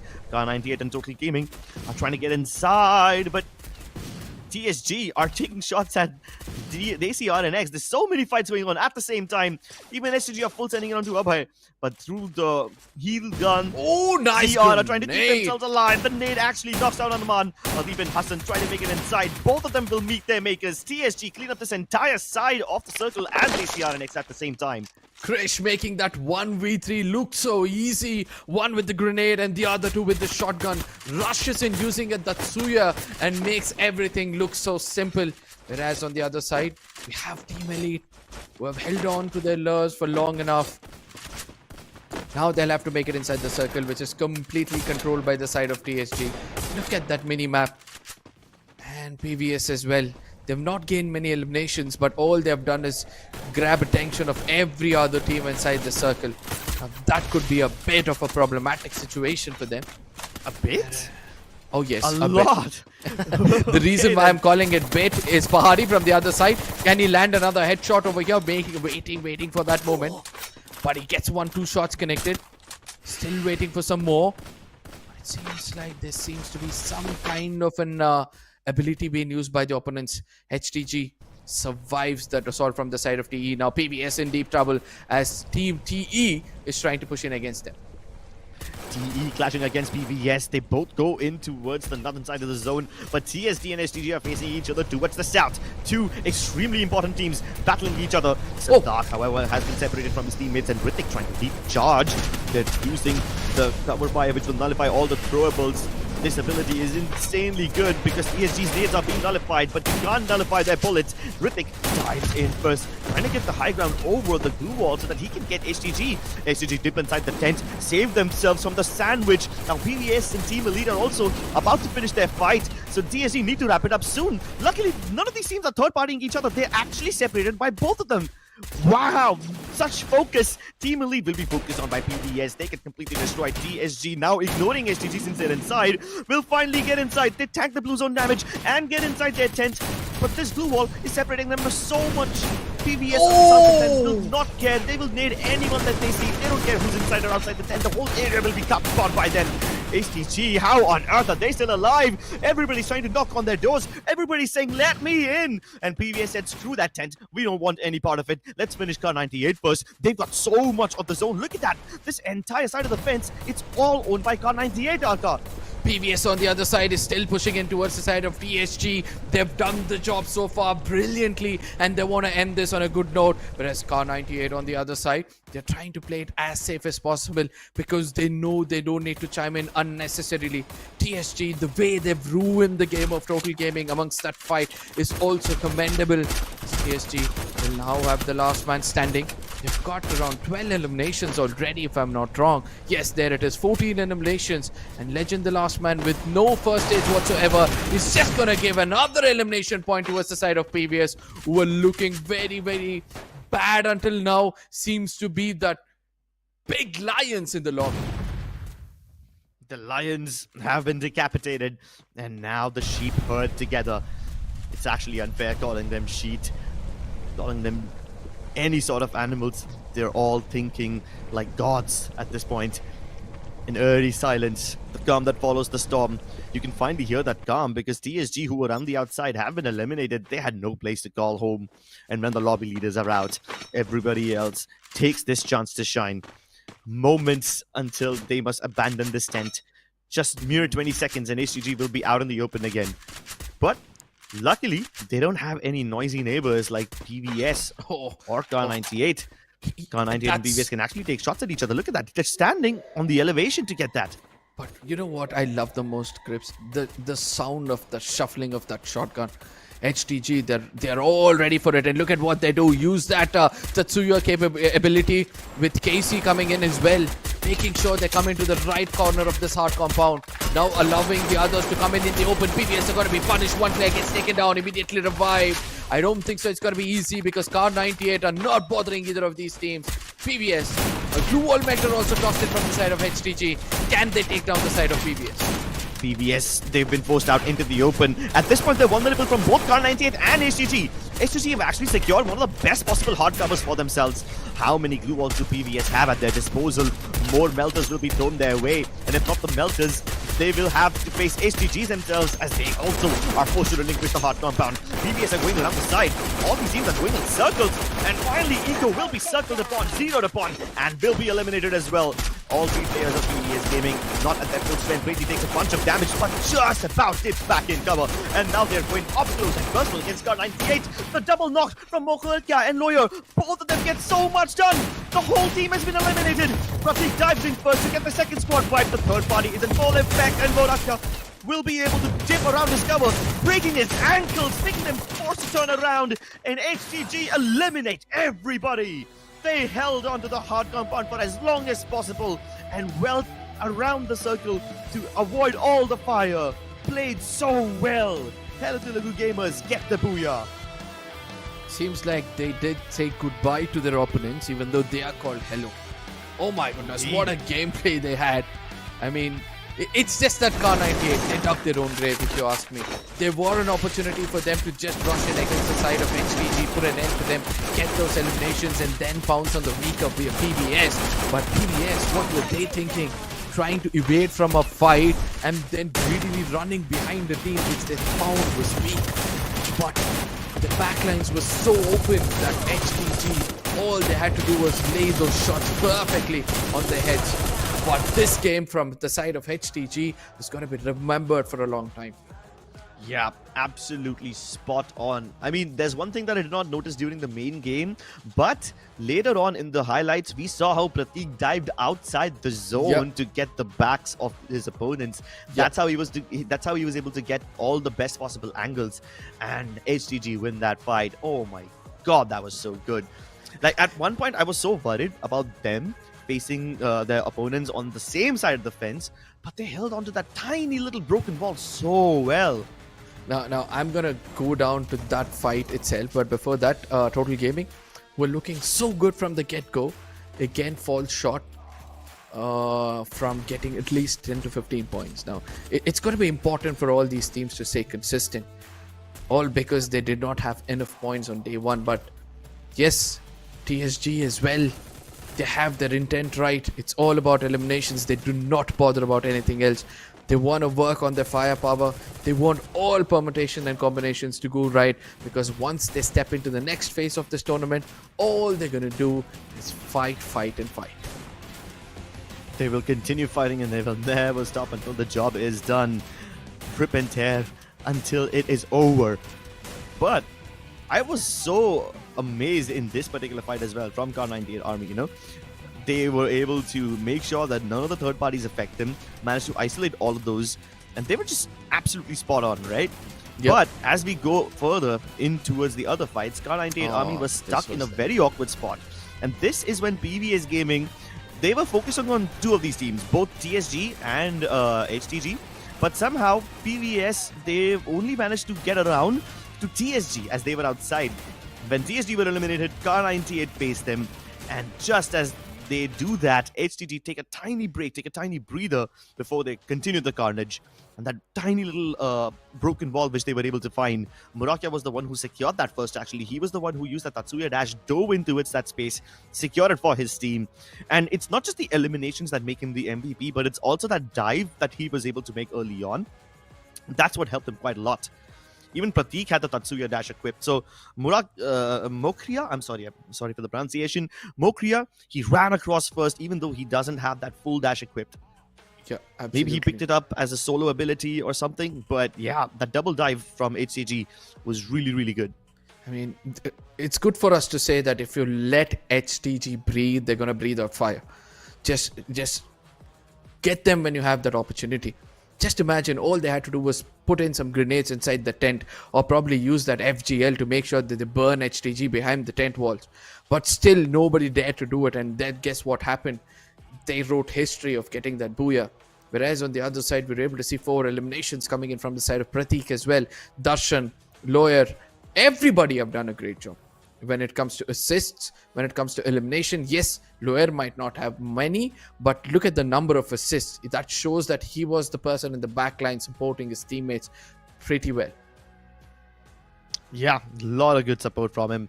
23 points for HTG Esports as they get the booyah. A lot of good eliminations towards the end. Particularly look at TSG Army. Yes, they did not really stay alive longer than HTG and Car98, but they still managed to get so many eliminations, and that's why they're at the second place in this particular game. Imagine what would have happened if they just stayed alive for a little longer, or maybe if they did not lose the race to the tent to HTG Esports. HTG managed to get in the tent before TSG could, and that's why TSG were forced out. They didn't have a place to call home. They were just out in the open. HTG won that race towards the tent, and that's why they win the whole game. Now imagine if PBS got there first. That would have been insane. But still, all of these teams are relatively close to each other. Car98, Total Gaming, PBS, all of them about the 40-point mark. Team Elite, though, even though they were in the top 2, have now dropped to the 4th spot, not able to cross over the 40-point mark, which isn't a bad thing yet. They're not in danger yet. But they've got a lot of opportunities. They've got 3 more maps. Just one good game can put them on the top of the table. But look at how close TSG is knitting themselves.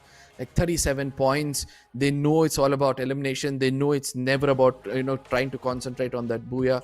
The mindset is so clear that let's concentrate on eliminations. If you're really good at it, obviously we'll end up at that booyah cross line. So that's how they're taking the game. Whereas on the other side, we have Total Gaming, who need to change their intent, if you ask me, because they're playing more circle centric.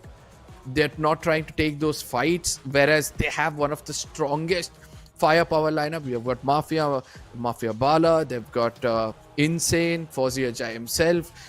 When you look at this experienced lot, I still feel that they can convert those 4v4s better than anyone else in the lot. Yeah, it's a distinct possibility. But in this particular fight, we saw how Team Elite were being prevented from being convert those 4v4s into 4v3s, right? They were being stopped from doing that. We saw, I think it was PBS who did not let one of their teammates get finished off. And as soon as Team Elite managed to get a knock, no, I'm sorry, it wasn't PBS. My bad. Nancy was the one who was knocked. Nancy, I'm just starting to recall Nancy. the game. Yeah, Nancy was the one who was knocked, and his teammates healed him with a heal gun. Yeah, it's even though he was PVS. knocked. It's PVS. Yeah. And I just loved it because Pahadi, just if he had got one more pixel over there, he would have finished him off. And as you correctly pointed out, it's all about you. The game sense, which we always refer to. It's about having that presence of mind. They knew that the only way to protect him at that point of time was to heal him until he gets into, some hard covers or behind the horizon. Everything was perfect coming in from the side of PVS. The only wrong decision which PVS made was try to hide behind after finishing off TSG. If they'd stepped out of cover, if they'd just challenged the side of HTG, who were already trapped behind that tent, they could have had a better result. But amongst all these things, I'm kind of disappointed with Team Elite because they extended that fight with PVS so long that TSG got involved into that fight. And TSG, the big problem, having the divided attention. Yeah, and exactly why you can't afford to delay that fight for so long, right? Not only does that fight drag on for long enough to let TSG get a little bit of an advantage, get a couple of their own eliminations in, but also after you finish them off, you delayed the fight with HTG also for quite long. There was a fence which was dividing 2 of those teams from the third one. And if they forced a fight with HTG, they would have actually been in cover. There wouldn't have been much of a possibility of a third party.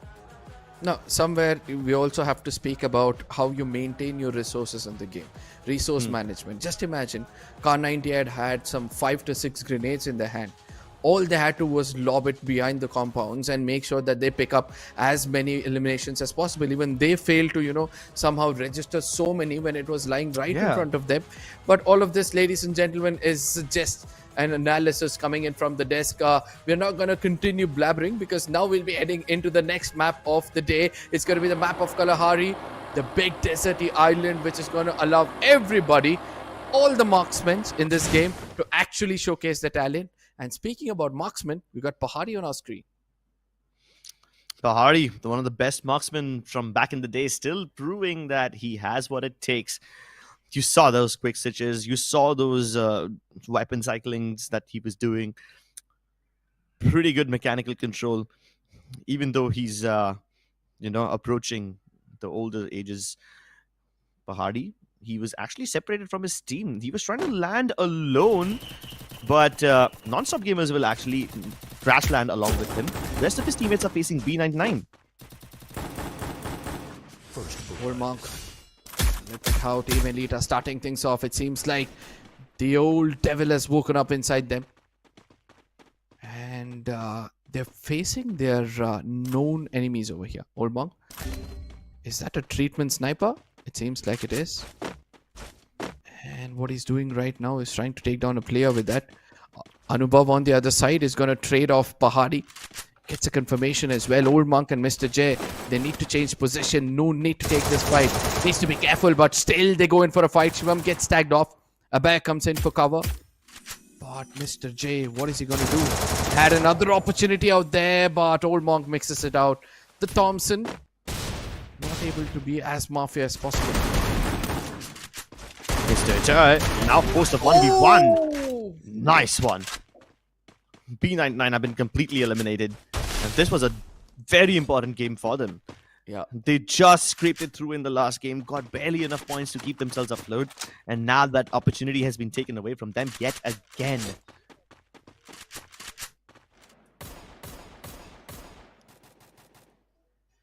Meanwhile, we got Black Flag Army and TCRNX. Now they face each other towards Mammoth. Hassan once again using the great movement of his to jump across the ribs, trying to get an angle onto Salu, but actually it's Hassan who finds Avijit. Now that's amazing. The person who was leading this team isn't even the one to make first contact. Ronan Negi about to go up against Salu as Salu is distracted. Wow! He just turns around, flick of the wrist, gets Ronan Negi and finishes him too. He saves himself from the second dive through, but he's getting pushed by two players at once, so Salu will eventually fall. But that was a flick and a half. That was crazy. Oh yes, it's gonna be remembered. But again, it's a war fought half. And he needs to come back and win. He needs to come back and complete this war which he has started. Chibo on the other side obviously is gonna be rushed on as the solo man for the team. TSG is not gonna let them breathe. Again, 3 eliminations strong within the 3-minute marker of this game. And what a beautiful gameplay coming in from their side. Indeed. Meanwhile, HTG, of course, they'll lick their wounds, get their player back up. But the moment they try to get Mokuya, he gets taken down again. Darshan, he does return fire, but I don't know if that's going to be enough. K98 and HTG are in quite a danger. Lawyer also knocked down. Darshan, he will be found as well. They confirm everything. Wait a second. That was a steal. P and Rose have stolen that frag away. Oh my lord, Total Gaming, they will be so mad at this. Now forget about the madness. Now they're going to be wondering what HTG, how many players can they revive. The token shop is right there, but he had only 400, so he could revive just one player. HTG Pratik on the other side gets confirmed. Now Lower has got an opportunity.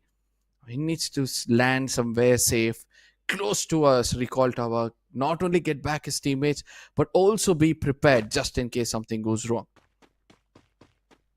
And while Lawyer is going to run away, TG, they're going to be wondering what happened to the other team that was shooting him. They must be wondering where did B and Rose come from. At the same time, Lawyer has been spotted, so can he actually find a place to call home? Can he actually get away from this? For the time being, he can. Even Car98 will be very, very mad about that. But hey, at least he gets away, right? Because at one point, Car98 and Total Gaming were both trying to take pot shots at him. So yeah, that's a difficult situation to be in. Now, he did move away from Refinery towards Maze, if I'm not wrong. And I did see a player, and there it is, Salu. Salu will have to try and tag off HTG as well. Let's see. It's a long way, whereas Team Elite on the other side landing over Arsenal. And this is open. They've got the key as well. And if this team has got the right kind of guns, if the inventory is full, oh my goodness. I can guarantee you in a lobby like this, they can do wonders. TSG are trying to challenge them, getting a bit more closer to them.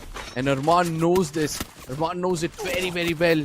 PVS, they're going to also come into this fray. And I wonder what's happening. TSG and PVS always end up targeting the same team in every single map. Yeah, and Team Elite, they're in the pickle now. TSG also focusing on them. TSG actually did a split land with the launchers. So they tried to get away, but Olmong's been found. He will at least be confirmed as well. Zap makes his escape. Pahari also just about gets away with his life. Less than 25% health remaining. So Team Elite are at least out of the pickle. They bring back Olmong. And at least they won't be targeted by two of the teams at the same time. But the moment I say that Black Flag Army are trying to go up against them, Avijit will be instantly shut down. Team Elite, they're in a bit of danger. And now even Non-Stop Gaming have come in. TSC were so desperate to chase Team Elite, they forgot that there could be a fifth party situation over here as well. And now that Non-Stop Gaming have found something, they're going to dive inside. They don't know that they're diving in towards TSG and Team Elite both at the same time. They don't know who the second team is. Aztec still trying to chase them. Look at that. But TSG get away. Dip behind the rocks just to make sure they don't get in the between those teams. So at least they're spread out. and they will also force the teams to relinquish their number advantage when they push them. But Aztec, even though he's alone, he dives in by himself. That is a lot of bravery from this young lad. Ayush, Absolutely, and broken, and he will actually be found as well. Even Aztec goes down. Yup, but fortune favors the brave, right? And that's how the game needs to be played. Non-stop gaming, playing it perfectly, and what a moment to strike. I never expected Hashtag to be so aggressive, but he's done it right. Whereas Team Elite now in deep troubles as the last man standing, Zap. He needs to play for possession points. He needs to also make sure that he revive his teammates. And I guess Anubhav, as well as his teammates, have a vague idea that there is someone close by in the vicinity. Oh, they found Zap as well. No. Takedown. Nonabo with the triple takedown. And that reduces Team Elite down to just one man. They were already lacking plenty of coins, Arka. Non-stop gaming found the perfect time. I'm actually surprised TSG Army managed to walk away with so many. I thought they would actually be the first ones to go down before Team Elite. Here we have another fight though. EVS going up against Shadow Shooters. Shibu will be found, and that is yet another solo confirmed. Within a matter of 2 seconds, HTG and Shadow Shooter both have been eliminated. PVS. I wonder what PVS mindset is right now. Because until now, they've been decently aggressive.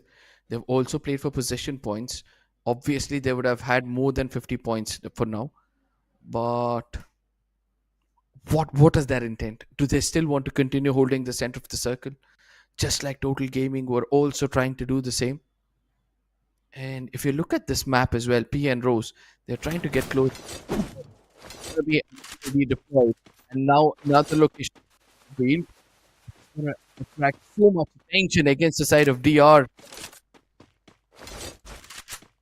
While DR are actually, trying to take this flatbed for themselves, they will use the... Okay, nice. Now, at least they have a little more information. The Nanoclues used... They spot P and Rose. Who else are in the vicinity? They have Total Gaming, but they already had that information before, so it's not going to be anything new for them. They already knew about Total Gaming's position.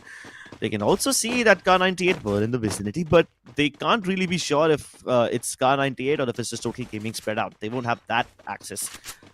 Meanwhile, you have P and Rose. They're going to go across the other side of this entire circle, while they might run into Team Elite.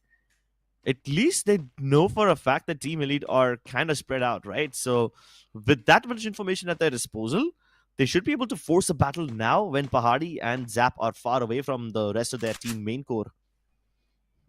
And the core is already under attack. Mr. Jai falls yet again.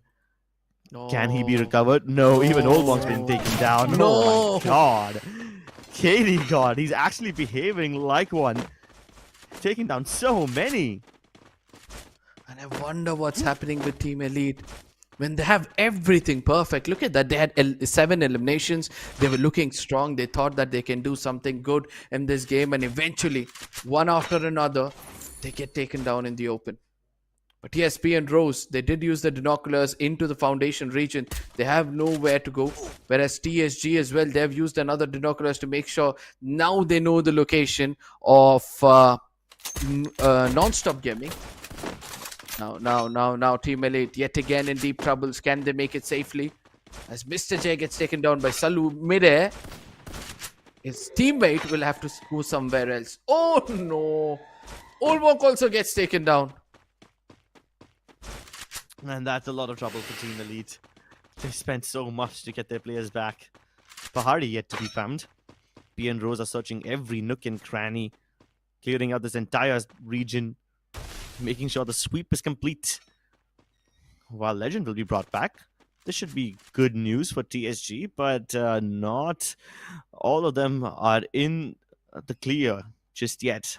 Not out of the woods. They still have to get inside. But Pahadi continues to stay outside the zone. P and Rose are still on the lookout for him, but take a look at this. This might just save Pahadi. Desi and X are diving in. Who are they running away from? They were running away from Total Gaming, and now they land very close to P and Rose as well. This could be a lot of trouble. Oh, Total Gaming, the way they're standing and firing, it looks like a shot from KGF movie. all of them just standing in the line and trying to take down one team. So much of pressure against the side of Team Desi RNX, but can Total Gaming pull off something good over here? Because now they'll have to also make it inside the circle. Now you have Mafia from a distance who's also having their eye on Desi RNX. This could be deep troubles, just in case Total Gaming don't choose to get inside the circle, but choose elimination points rather. Indeed. But at the same time, Total Gaming, if all their eliminations, all their damage isn't being converted, they only have one finish. P and Rose, on the other hand, managed to get their due. They've got 8 eliminations. They're pretty happy with whatever's happening over here. They will use the Danaklers again. They will find the information of Desi RNX only. Black Flag Army have left the vicinity. They went all the way outside the zone to try and get inside. But they will have to face their own demons later on. And take a look at this. While K98 are somewhat in the open, they have a tiny amount of space for themselves only. Ah, no. Poor guy, Pahari. He tried to make a dive inside the zone. He tried to call his teammate back in as well, but Zap18 will be sent back before he can enter the lobby again. Struggle, and on about both of them falling. Oh my god, this dive was so costly for Non-Stop Gaming. It's just Aztec left, and there's people waiting for him inside. This compound was being targeted by so many teams, and now Black Flag Army and NG crash against each other. Black Flag trying to go outside, and B and Rose are reaping all the reward, getting every single point out of this place. P and Rose, they're making everybody pay, but they need to understand if they don't make it inside the circle, they might have a taste there of their own medicine. As now they'll have to push in. BFA Salu from a distance is trying to do his best to backstab the side of P and Rose. The UAV is got to be deployed to check how many players of the opponents are alive. And sad news for them because 3 players are all active, healed up and ready. Rose now need to be careful because they're going to be shot at from 2 different directions. And slowly Desi RNX are trying to come in from a different angle altogether. 9 finishes strong as P and Rose, Lucy and Soil are the 2 men standing. No matter how many blue walls they're going to be putting in, they're going to be shot at from all different directions. Grenades are also going to be launched in. And look at what happens with the blink of an eye. We're able to see that P and Rose are also receiving end of things. BFA also comes in closer. Shanky gets taken down. Lewis, a 1v2 situation. Can he sing the songs of death? And Desi RNX don't care about who's inside. They're just going to send in their drills to make sure that everybody is taken down. Blue wall melters from above actually ends up favoring Black Flag Army. They are able to find the few hidden stragglers. And now Desi RNX dives straight inside. Hassan wins the duel, and he's able to finish off a Vijit. Melee also used. Black Flag Army are out, and this compound belongs to Desi RNX. On the other side, K98 uses a bunch of glue balls to get their players back up. While PBS Gaming have the hard compound, they have the hard little rock for themselves. They don't know that Party is still behind them. Team Elite is waiting for the perfect opportunity to strike. Exactly. I wonder how come that one player of Team Elite is still alive over here. Same goes for the side of Total Gaming. But he has a vague idea that Car98 knows his location. Finally, Mr. J gets taken down. PVS, they would have been wondering how come we let one more lion breathe right behind us. But again, PVS Gaming showing us consistency as they make it again into the top 3. With Total Gaming trying to make it inside the circle. Desi RNX have all 4 men standing. PVS with 2, Car98 with just 3. And Farhan is going to put an end for the side of Total Gaming. This makes it easy, ladies and gentlemen. PVS just walking into another crosshair. It's just going to end as well. Car98 versus the side of Desi RNX. Can Desi RNX replicate another good one? Yeah, they were trying to dive for that little rock over there, but they undershot their launch pad. Car98, so much utility being thrown upon them. They're being airstruck, snow-struck. Hassan and Adib dive outside the play zone to get them. Oh my lord. We saw this in the last game as well, and we see it again. Desi RNX with the dive outside the play zone, get the angles, get them from behind the glue walls, and they take that booyah. An amazing booyah as well. I really loved every bit of that gameplay coming in from the side of Desi RNX. Strike when given an opportunity. Do not overextend yourself in fights. And these were the moments where they actually showed us some brilliance.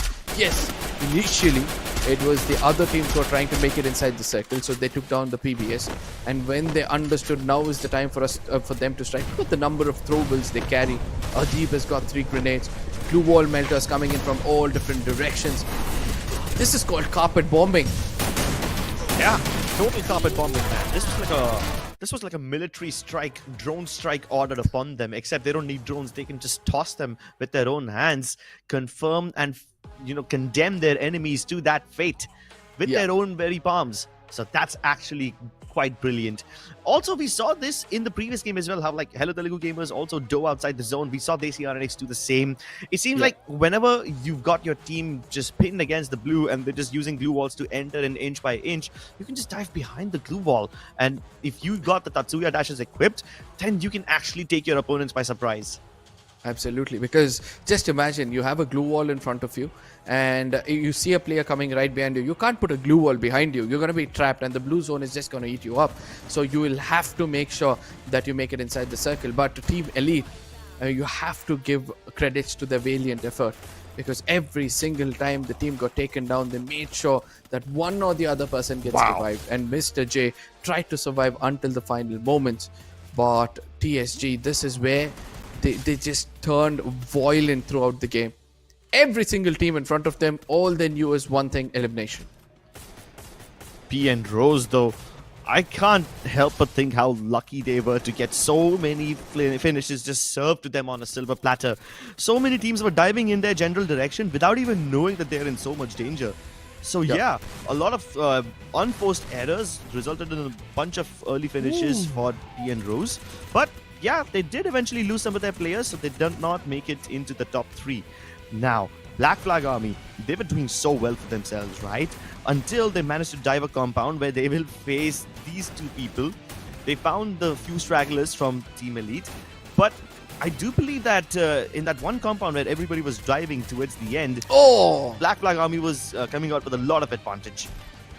I just love that sniper shot. You take down players from Team Elite with a sniper. It's so rude. It sounds so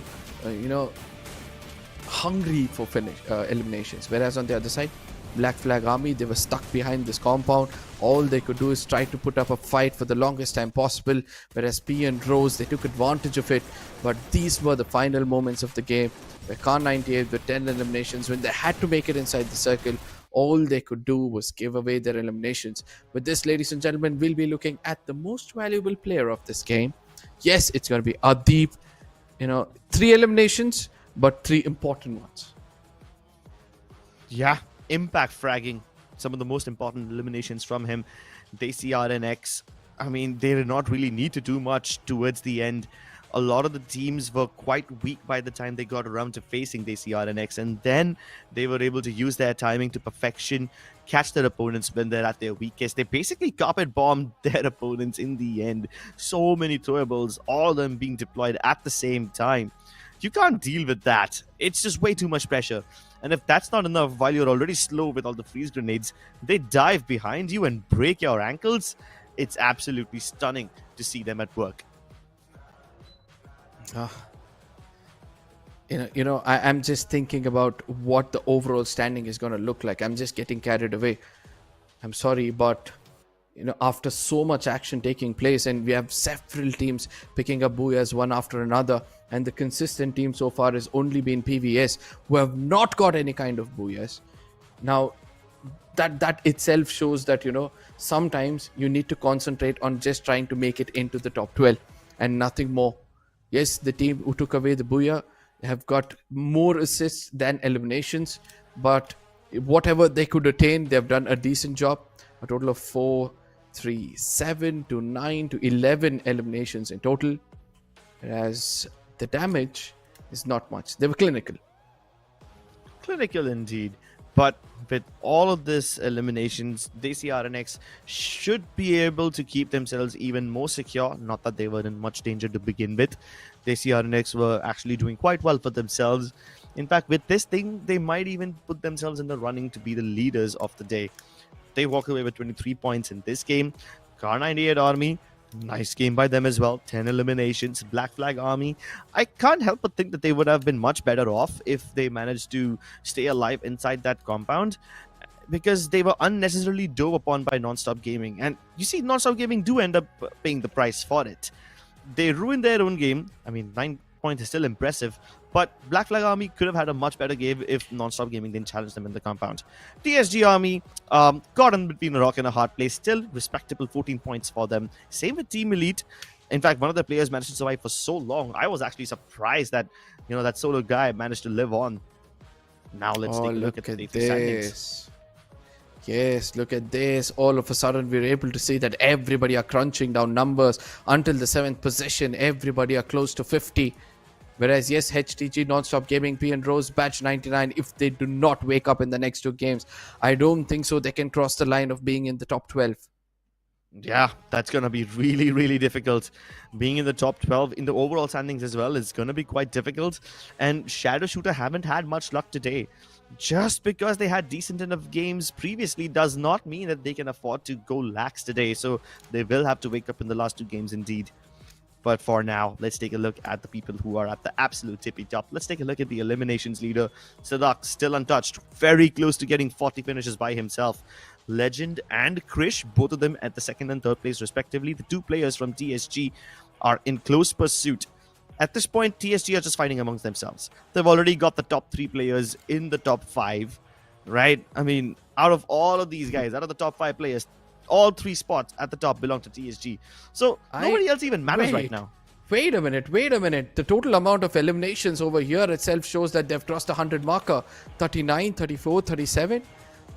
Oh, 39, 34 and 33. That itself makes it that TSG have officially crossed the 100 marker when it comes to the total eliminations. That's a crazy number because several teams are still trying to cross the 100 marker overall, and there's this one team just going bonkers, picking up fights here and there and getting those eliminations. A good game coming in from the side of TSG yet again. Yeah, an excellent game, and they've been so good. Like, yeah, sure, in the last 2 games we've talked about how TSG got unlucky towards the end. They didn't manage to survive. I mean, sure, they're in the top 5, but they don't often get the booyah. But guess what? They don't need it. Out of the top 5 players in the whole tournament, top 3 are from the same team. Yeah. When all 3 of your players are firing on all cylinders, why do you need anyone else? The 4th player of TSG, yeah, sure, they're not in the top 5, but do they even need to be there? No, absolutely not. I have nothing to say, my friend. When I see an impressive gameplay, all I do is just zip my mouth, sit and enjoy the game. But again, your kind of job is to cast, but okay, and talk, but okay. It's a job to talk, bro. But okay, I understand. They left it completely speechless. Yeah, and that is why I said I only zip it when it's a good game. We have 12 others in the 16. We have 12 others who are not performing well, so I can get back to my talking, technically. So yes. The bottom teams, a bit of a concern. In that, especially when we saw Desi Army, who played their 12 games and did not have much in the overall standing, will now have to look upon a new tournament altogether. Batch 99, who are in the bottom, yes, they still have 2 more games, but they need big ones because they'll have to cross at least 120 pointer if they have to make it through. Amongst all these things, we're able to see that Total Gaming and PVS are still trying to be consistent. But with this, ladies and gentlemen, I guess before we crunch down more numbers, we're going to be taking a short break, allowing my other co-caster to come in. Till then, share it among your friends. See you guys on the other side.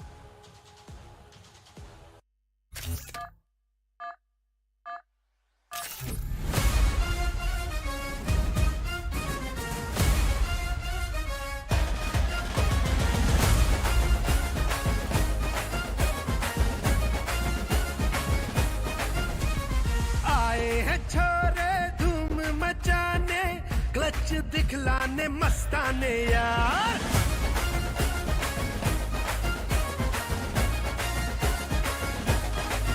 हे आए हैं छोरे धूम मचाने clutch दिखलाने मस्ताने यार कुड़ियां भी हाजिर है रंग जमाने रश करने को हरदम तैयार तूफान बन के लड़ लीडर बन के बढ़ लगा के ग्लू वॉल और हेड शॉट लगा अलारे फ्री फायर पे दिल अलारे छाया रे फ्री फायर फीवर छाया रे अलारे फ्री फायर पे दिल अलारे छाया रे फ्री फायर फीवर छाया रे अलारे फ्री फायर पे दिल अलारे अलारे फ्री फायर पे दिल अलारे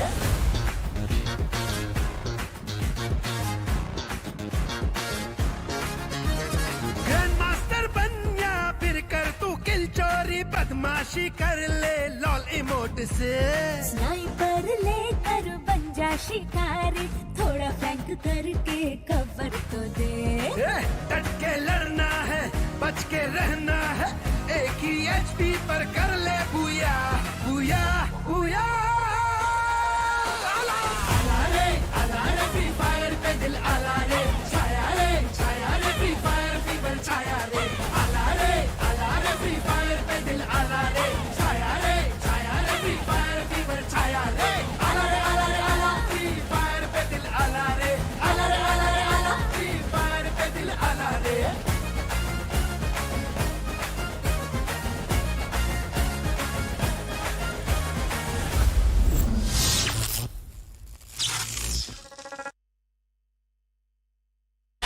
Dive into your reality. Yeah, we can shape our own fantasy. Do it all, no adversity. Set the tone like it's set in stone. Dive into your reality. Yeah, we can shape our own fantasy. Do it all, no adversity. Set the tone like it's set in stone. Set in stone. Bang bang, we win. Set in stone. Bang bang, we win. Coming in, don't hit pause. Owning it like the boss. We taking care of the job like we got that. Going in for the chase, about to go celebrate. We can take home first place like first and 10. Out in this world we can explore anything we want to the core. So come on, we'll play this game. Show all your skills, bang bang. Let's raise the bar, ready to stop, we'll never stop. Together we're off the chart. No doubt we will get that, get that. Roll out, never sit back, sit back. Raise the bar, ready to stop, we'll never stop. Together we're off the chart. Yeah, I bet you will show more your skills. Dive into your reality. Yeah, we can shape our own fantasy. Do it all, no adversity. Set the tone like it's set in stone. Dive into your reality. Yeah, we can shape our own fantasy. Do it all, no adversity. Set the tone like it's set in stone. Set in stone. Bang bang, we win. Set in stone. Bang bang, we win. No matter what, we will weather any storm when we're together. We can always aim for more. Yeah, this that bang bang, we're on fire.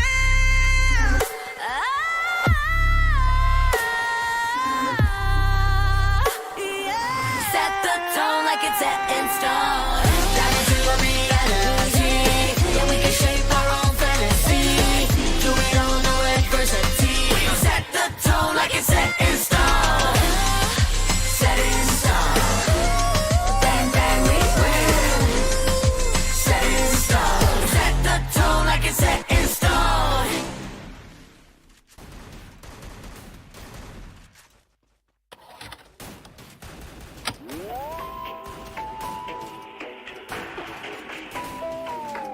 Free fire, yeah. Could've never faced this alone. Keep my head up and breathing low. Put my heart with the ones I know. Ones I know. Hello, ladies and gentlemen. Welcome back to FF Max Skyesports Pro League. My name is Crips, and with me is Tanya. The last two games of the day are going to be extremely chaotic and extremely important. All of these teams have only these two games remaining to get inside the top 12, Tanya. 6 of these teams will be eliminated. Well, talking about total 6 teams, the teams that concerns me the most are Total Gaming, PBS Gaming, Hello Telugu Gamers, Team PN Rose, Team Elite, Non-Stop Gaming. Still, there's room of opportunity, but anybody can be pushed down, anybody can buckle up as well. And talking about the cemented spots, for sure, I feel TSG, Army Team, Vavasio, and Assassin Army. Well, these 3 teams might be at top 3, and with that, if we talk about the MVP leaders, they all 5 players are coming in from these 3 teams. TSG Army playing today, Team Vasio and Assassin Army not being part of the day, but still spotted in MVP ticks over and over time.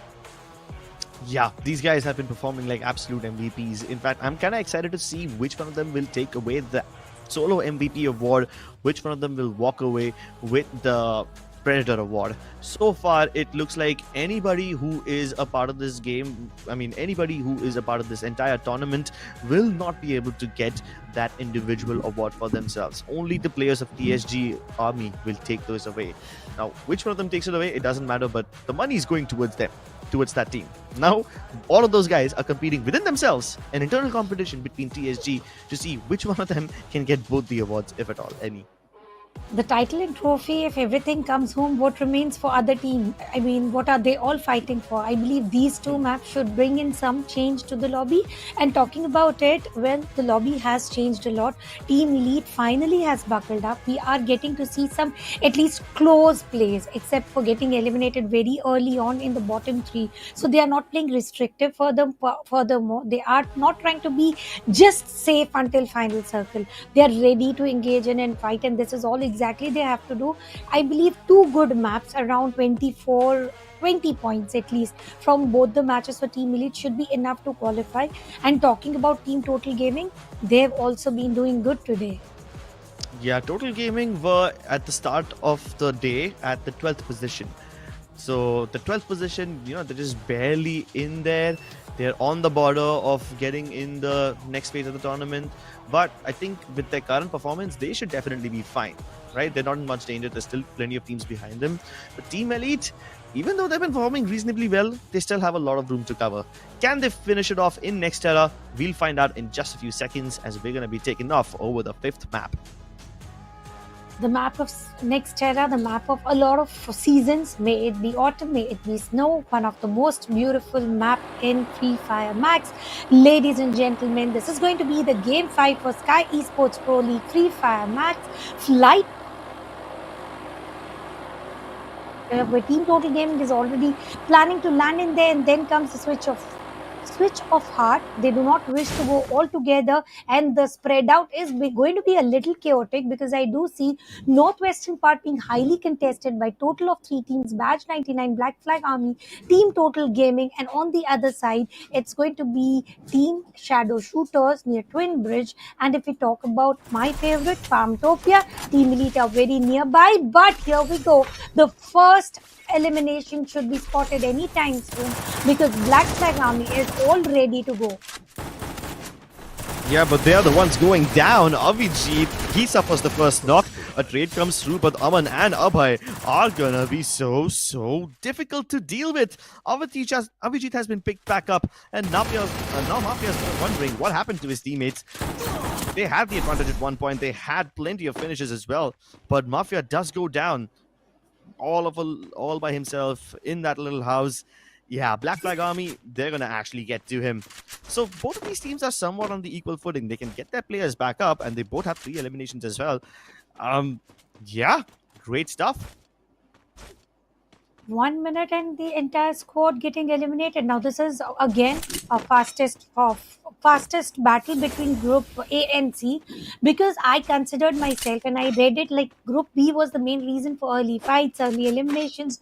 Today's day have been the most passive day, about all teams trying to just survive within the lobby. But P and Rose has got plan of their own. Team Total Gaming's player will be put to sleep to be revoked in no time. Now that is some sort of a quick elimination points, but Mafia will have to follow with the struggle of getting best of loots. Now that's fine until and unless you're back in the lobby to pick up fight. P and Rose are in different sort of energy. They are trying to pin down everyone. Black himself is enough to shut Hacker, and it is Avijit who needs to heal himself up and pick the battle. Yeah, but can he pick himself up though? Hacker will be finished off. Avijit once again facing all 3 players at once. No chance he's getting out of there alive. Shanky and Sallu also caught by themselves. Shanky surviving by just 4 HP. Healed himself a little bit, but just enough for a bullet. Meanwhile, in Grav Labs, we have a completely different fight. BBS is 98. Inside the Grav Labs, you've got players jumping up and down.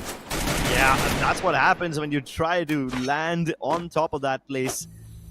The lack of gravity will make movement so difficult, make you such an easy target for the pickings. Over to that, UAV was deployed. A lot of information was already spotted, and now it is Hestack who is going to push against HTG. Darshan down on his knees. He will be eliminated. 11 teams still in the lobby. Now talking about Black Flag Army's last person to stand on his feet. All his target is to just survive and revive his teammate. On the other side of the map, though, non-stop gaming getting 3 eliminations, and now going for the safer bet towards the safe zone.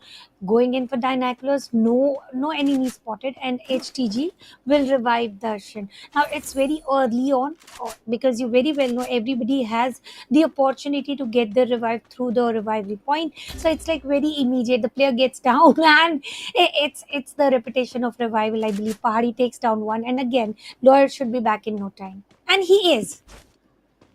Yeah, so HTG have been able to recover Lawyer. That's pretty cool. But my only problem over here is they will have to go around looting all over again, and they are already being approached by non-stop gamers. Meanwhile, let's take a look at this one. Desi RNX on such a nice high ground. They can shoot at Team Elite underneath them, but they're being getting shot by other teams who are on the different high ground as well.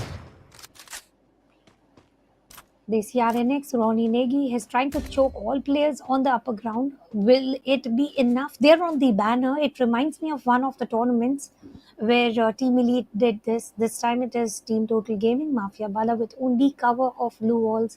How long will they be able to survive on this banner? Let's see, because it's about height advantage right now. Desi RNX have also captured one of the towers. They are fighting mid-air on the best of towers that they have possessed. Who survives where, only time will show us. But Team Total Gaming has already earned 4 elimination points, and they are squad strong. On the course, Salu successfully goes ahead, revive all three teammates in no time, and now it is a split.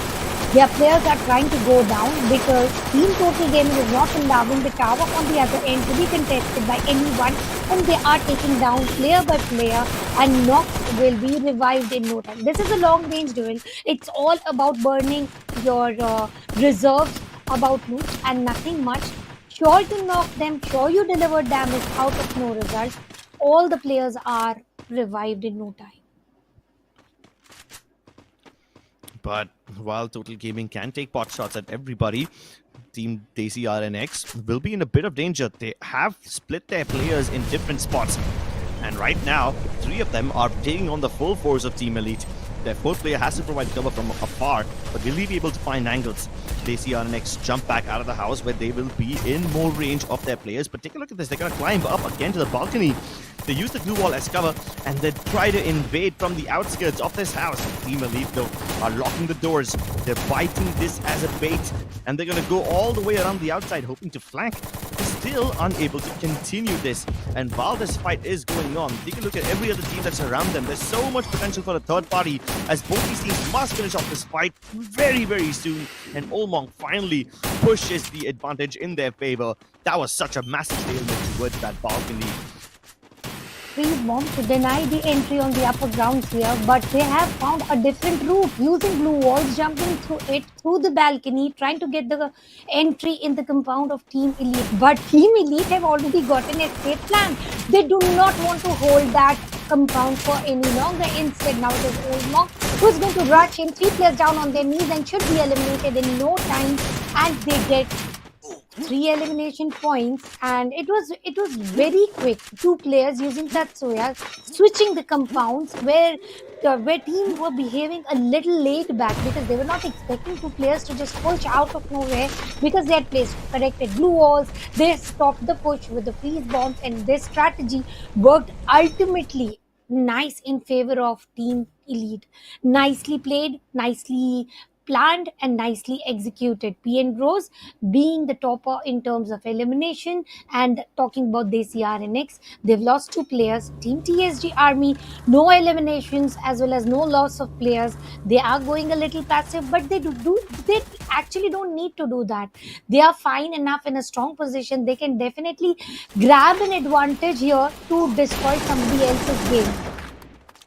Yeah, TSG and Non-Stop Gamers, take a look at them. They're both trying to take the same spots for rotation. At the same time, as NG go flying in, TSG will actually spread out and try to isolate these gunfights. While they both are doing this, Krish from TSG is not anywhere in this area. He's a little far away from this fight, so he will have to find a way to become relevant really quickly. If not, Non-Stop Gamers will continue staying on this high ground and continue staying safe. They also have a nice split. 2 up, 2 low. Will they be able to find the players of TSG as this becomes a game of hide and seek now? While Krish is away from this area, he will have to find a way to pick off one of these players without them knowing. And this awkward stalemate will be becoming even more awkward when they realize that they will have to make it into the zone and find BFA at the center. They've acquired the bridge for themselves. And here we go. This is what we were waiting for. Sidak and Legend take the charge. They push right in, but they lose their lives. And I don't think there's a chance for them to come back online now. TSG will lose these players for good. Non-Stop Gamers continue to hold this spot.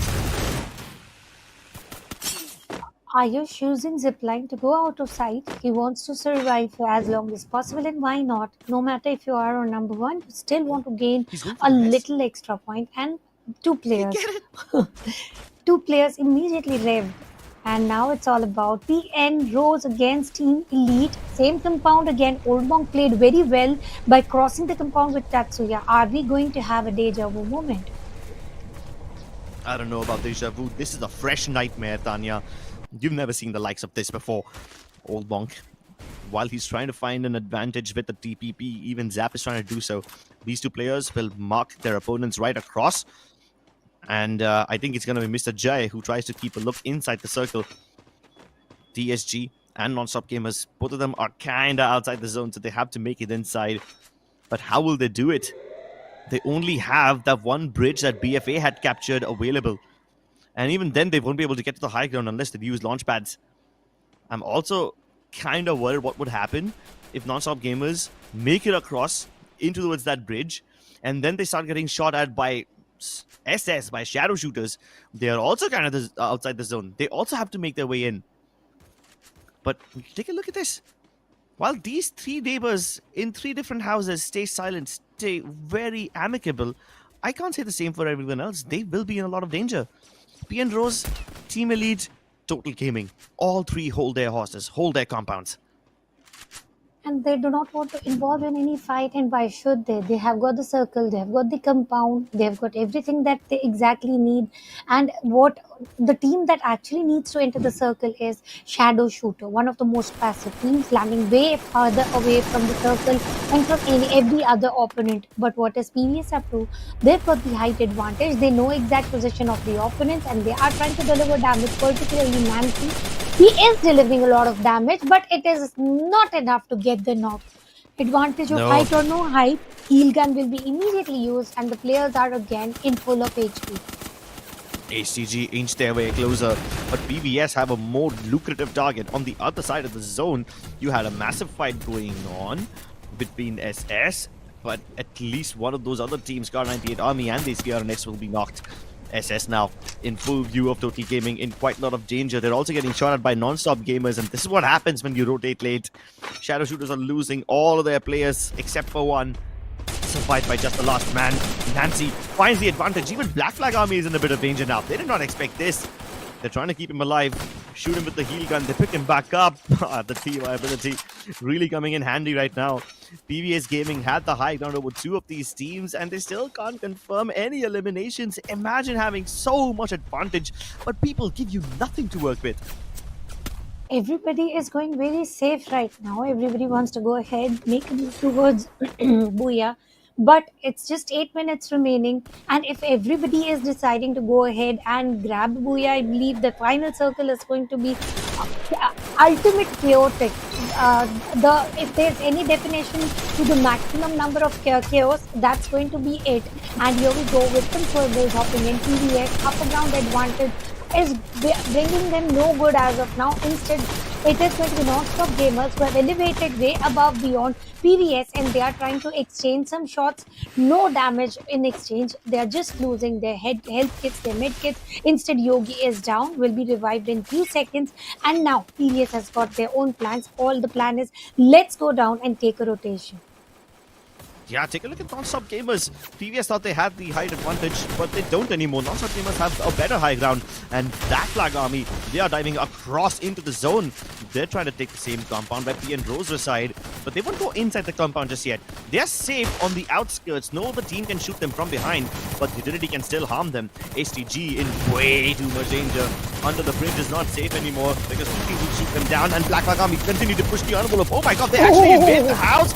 They shoot down PVS. But here comes the third party, and they will be so happy about this. P and Rose also in a lot of danger right now. P and Rose, Sahil will be found. Shadow Shooters also eliminated, and Team Elite realize this is the advantage we were waiting for. Can we knock on the doors? Can we get inside the house? The glue walls are keeping them outside for the time being, but Zap finds the elimination, finds the entry, and he will take both the compounds for themselves. Team Elite, they prey upon the weak, and this passage closes down upon their enemies. Well, the Team Elite again playing around this compound, but yes, it was a semi-deja vu moment. Sure, P and Rose were actually bulldozed with the amount of push that came against them.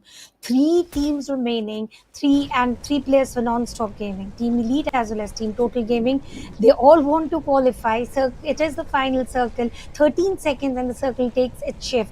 In which direction does it go? Will the hard compound of Team Elite allow them to hold that position, or the height advantage for Team Non-Stop Gamers? Is it going to create them some good time to survive, or it is all about the Team Total Gaming, who is just on an open area, no hard compound, no height advantage? It is all with the glue walls that they are depending upon. See, having a look at it right now, if Non-Stop Gaming goes ahead and gives in some throwables, entire Total Gaming will struggle. But they are going very slow. They do not wish to do such thing.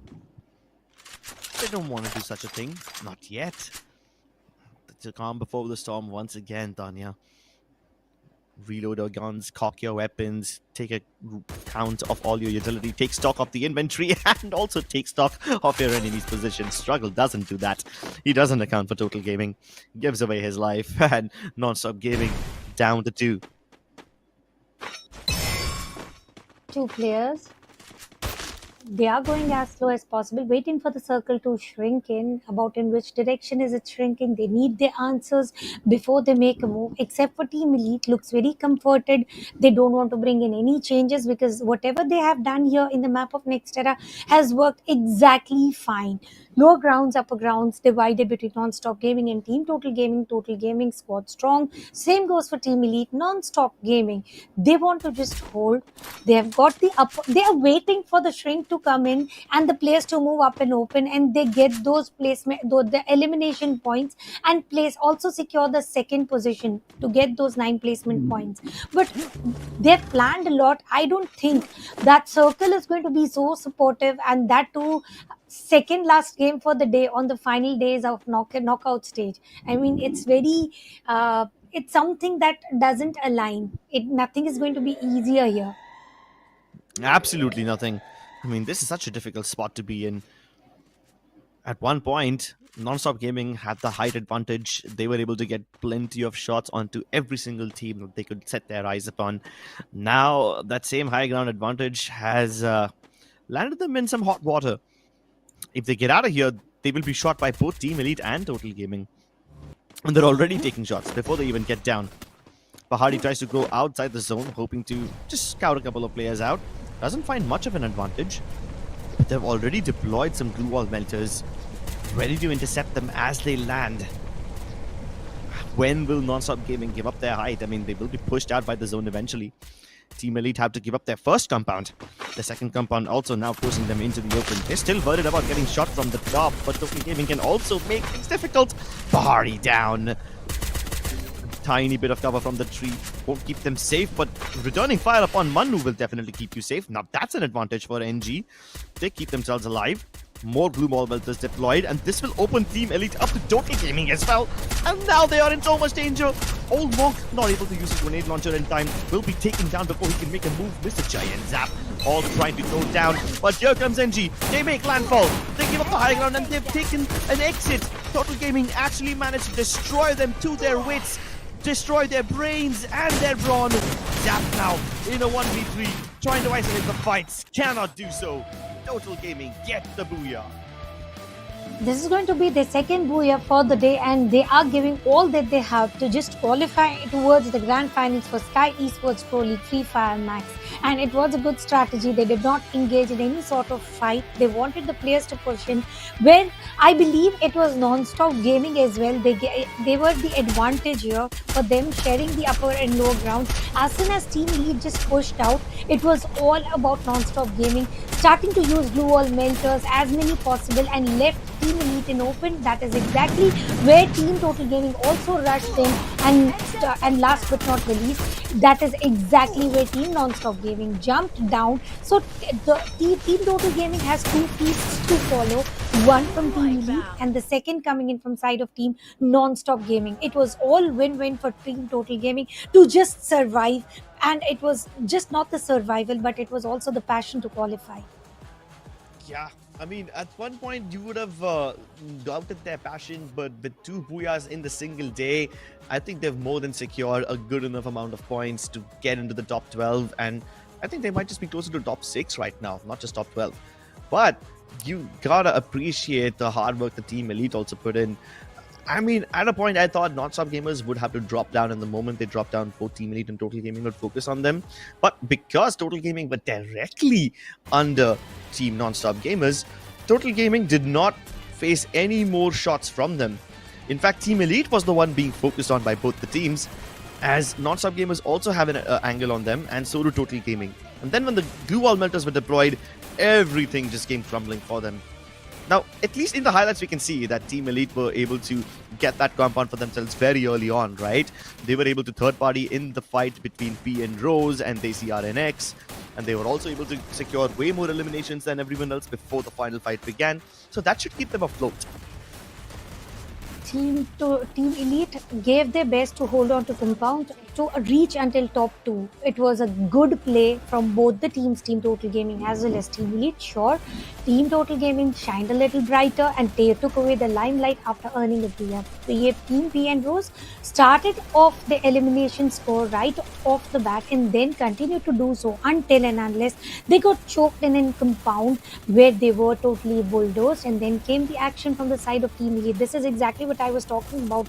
Black Flag Army rushing with all blazing guns on their face, and they eliminated their existence. And it was about Team Elite right now. They were trying to get some eliminations on their name. Unfortunately, could not compete furthermore. But the glue wall melters coming in from the side of Team Non-Stop Gaming worked a lot in favor of Team Total Gaming. They got extra elimination, and again, if there's a booyah coming in from the side of Team Total Gaming, it has to be Mafia getting the MVP title. 5 eliminations, 1 assist, and to be exact, 2,359 points of damage.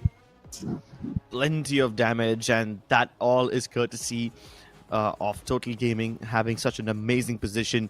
Plus, they were also able to confirm quite a lot of their finishes, unlike PVS Gaming, who, despite having one of the best positions in the game, were not able to steal any finishes away. All the people that they knocked were covered very quickly. So Mafia, excelling in that department, able to convert his knocks into eliminations very early on, is able to become the MVP of this game. Total Gaming, like I said, at the start of this day, they were at the 12th spot, so they were in just a tiny bit of danger. But now I'm pretty sure that they will be carried across the safety river and they won't drown in between. So Total Gaming must be rejoicing. Yes, and it is the time to celebrate as well. I believe they might have already confirmed their spot. We'll get to know by the end of the day, but right now the team that has to be featured on the Booyah banner, it is none but Team Total Gaming. We talked about Mafia already, followed by Team Total Gaming's Delete, 3 eliminations and 5 knockdowns on his name. Insane with 1 elimination, 1 knockdown, and team player Mafia Bala himself, 0 elimination, 1 knockdown, but he has delivered a lot of damage already, and it is all about support at the end of the day.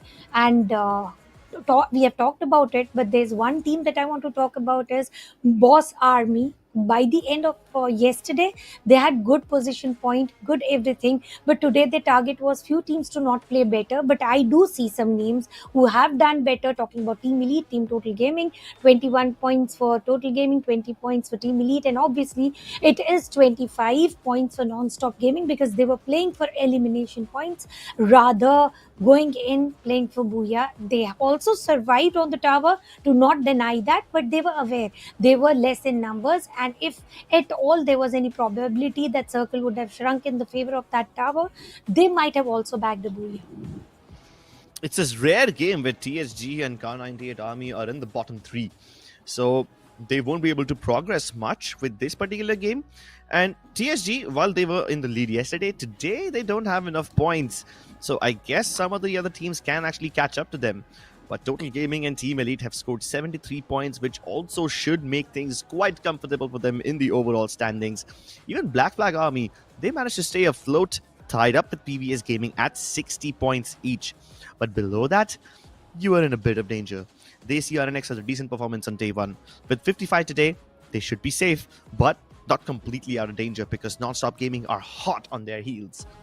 Well, I already have something to share. Right now, Kalahari used to be my one of the favorite maps because of the towers, verticalities, long-range battles, and again, snipers involved. Now, Nexterra is turning into a Kalahari kind of map as well. There's a lot of verticality involved, lot of towers to fight. I mean, there's very less of maps where you also get the equalized height and you can fight exactly the way you want to. Talking about Total Gaming's they contested the banner. Opposite to that, there was a tower where we spotted Team PBS for a while. Sure, they made the move immediately from there. But yes, if there is a fight on the height of equals, Nexterra is the second map. And I would really want to see the map Nexterra again if there's any probability. If that happens, Crips, I want to check out that it is a permanent thing or that just happened by luck. Yeah, I guess the teams who will be tested on Nexterra again should be able to prove themselves again as when. But the last map, we actually don't know that, Tanya. Will it actually be Nexterra? The Wheel of Destiny spins. One map out of these will be chosen again. What is it gonna be? You are right, Tanya. It's Nexterra indeed. We get to see this map again. And I would really want to see if the fight mid-air happens again, because that is something we only see on the map of Kalahari. Now Nexterra is bringing in that sort of action with a lot of colors, not just sandy dunes. To be honest, there are a lot of colors involved and the height also involved. So I want to see what happens next. Is it going to be the repetition of Booyah or no? Because Team Total Gaming was just incredible on surviving until the end. Yeah, Team Total Gaming were incredible, but there's quite a lot that was going on in Nexterra. As you said, Tanya, this was a very difficult fight. I would love it if you could break it down for us. Yeah, let's go ahead and check it out exactly how everything ended up in the final circle when three teams were remaining. Non-Stop Gaming, Team Elite, and obviously it was Team Total Gaming. With Non-Stop Gaming and Team Total Gaming were sharing the same grounds, lower and upper ground. This was the angle where Non-Stop Gaming did not wanted to escalate any fight against Team Total Gaming. Then came the engagement from the side of Team Non-Stop Gaming towards Team Elite, going in with throwables of glue wall melters. That is exactly Team Total Gaming were waiting for. Two players were still remaining, but Total Gaming just rushed in, and this was end of Team Elite. While jumping in for Team Elite, what they exactly did was shut down Non-Stop Gaming. So it was meal from two different directions, and Team Total Gaming ruling the Booyah board. Yeah, Team Total Gaming, they rule the Booyah board. They get that double Booyah for the day, and this should really put them up in a very comfortable spot. Team Elite, sure, the game could have been better for them, but at least they were able to farm up the finishes before that final fight began. They knew they were going to be doomed. Non-Stop Gaming, I love how they were able to steal the advantage away. Like, there was a point when PBS Gaming was on top of that bridge and they were shooting down Black Flag Army, they were shooting down PN Rose before PN Rose made that dive. So they had a lot of teams that they could have shot at. They had a lot of teams within their sight lines. They couldn't confirm the finishes on any of them. And then Non-Stop Gamers take that bigger tower, they take the better height, and they show you how it's done. Taught them a lesson. Yes, and it was very good to see actually. After Kalahari, if there's any map mid-air, that can give us some action. It is the only one, and now it is again hopping in.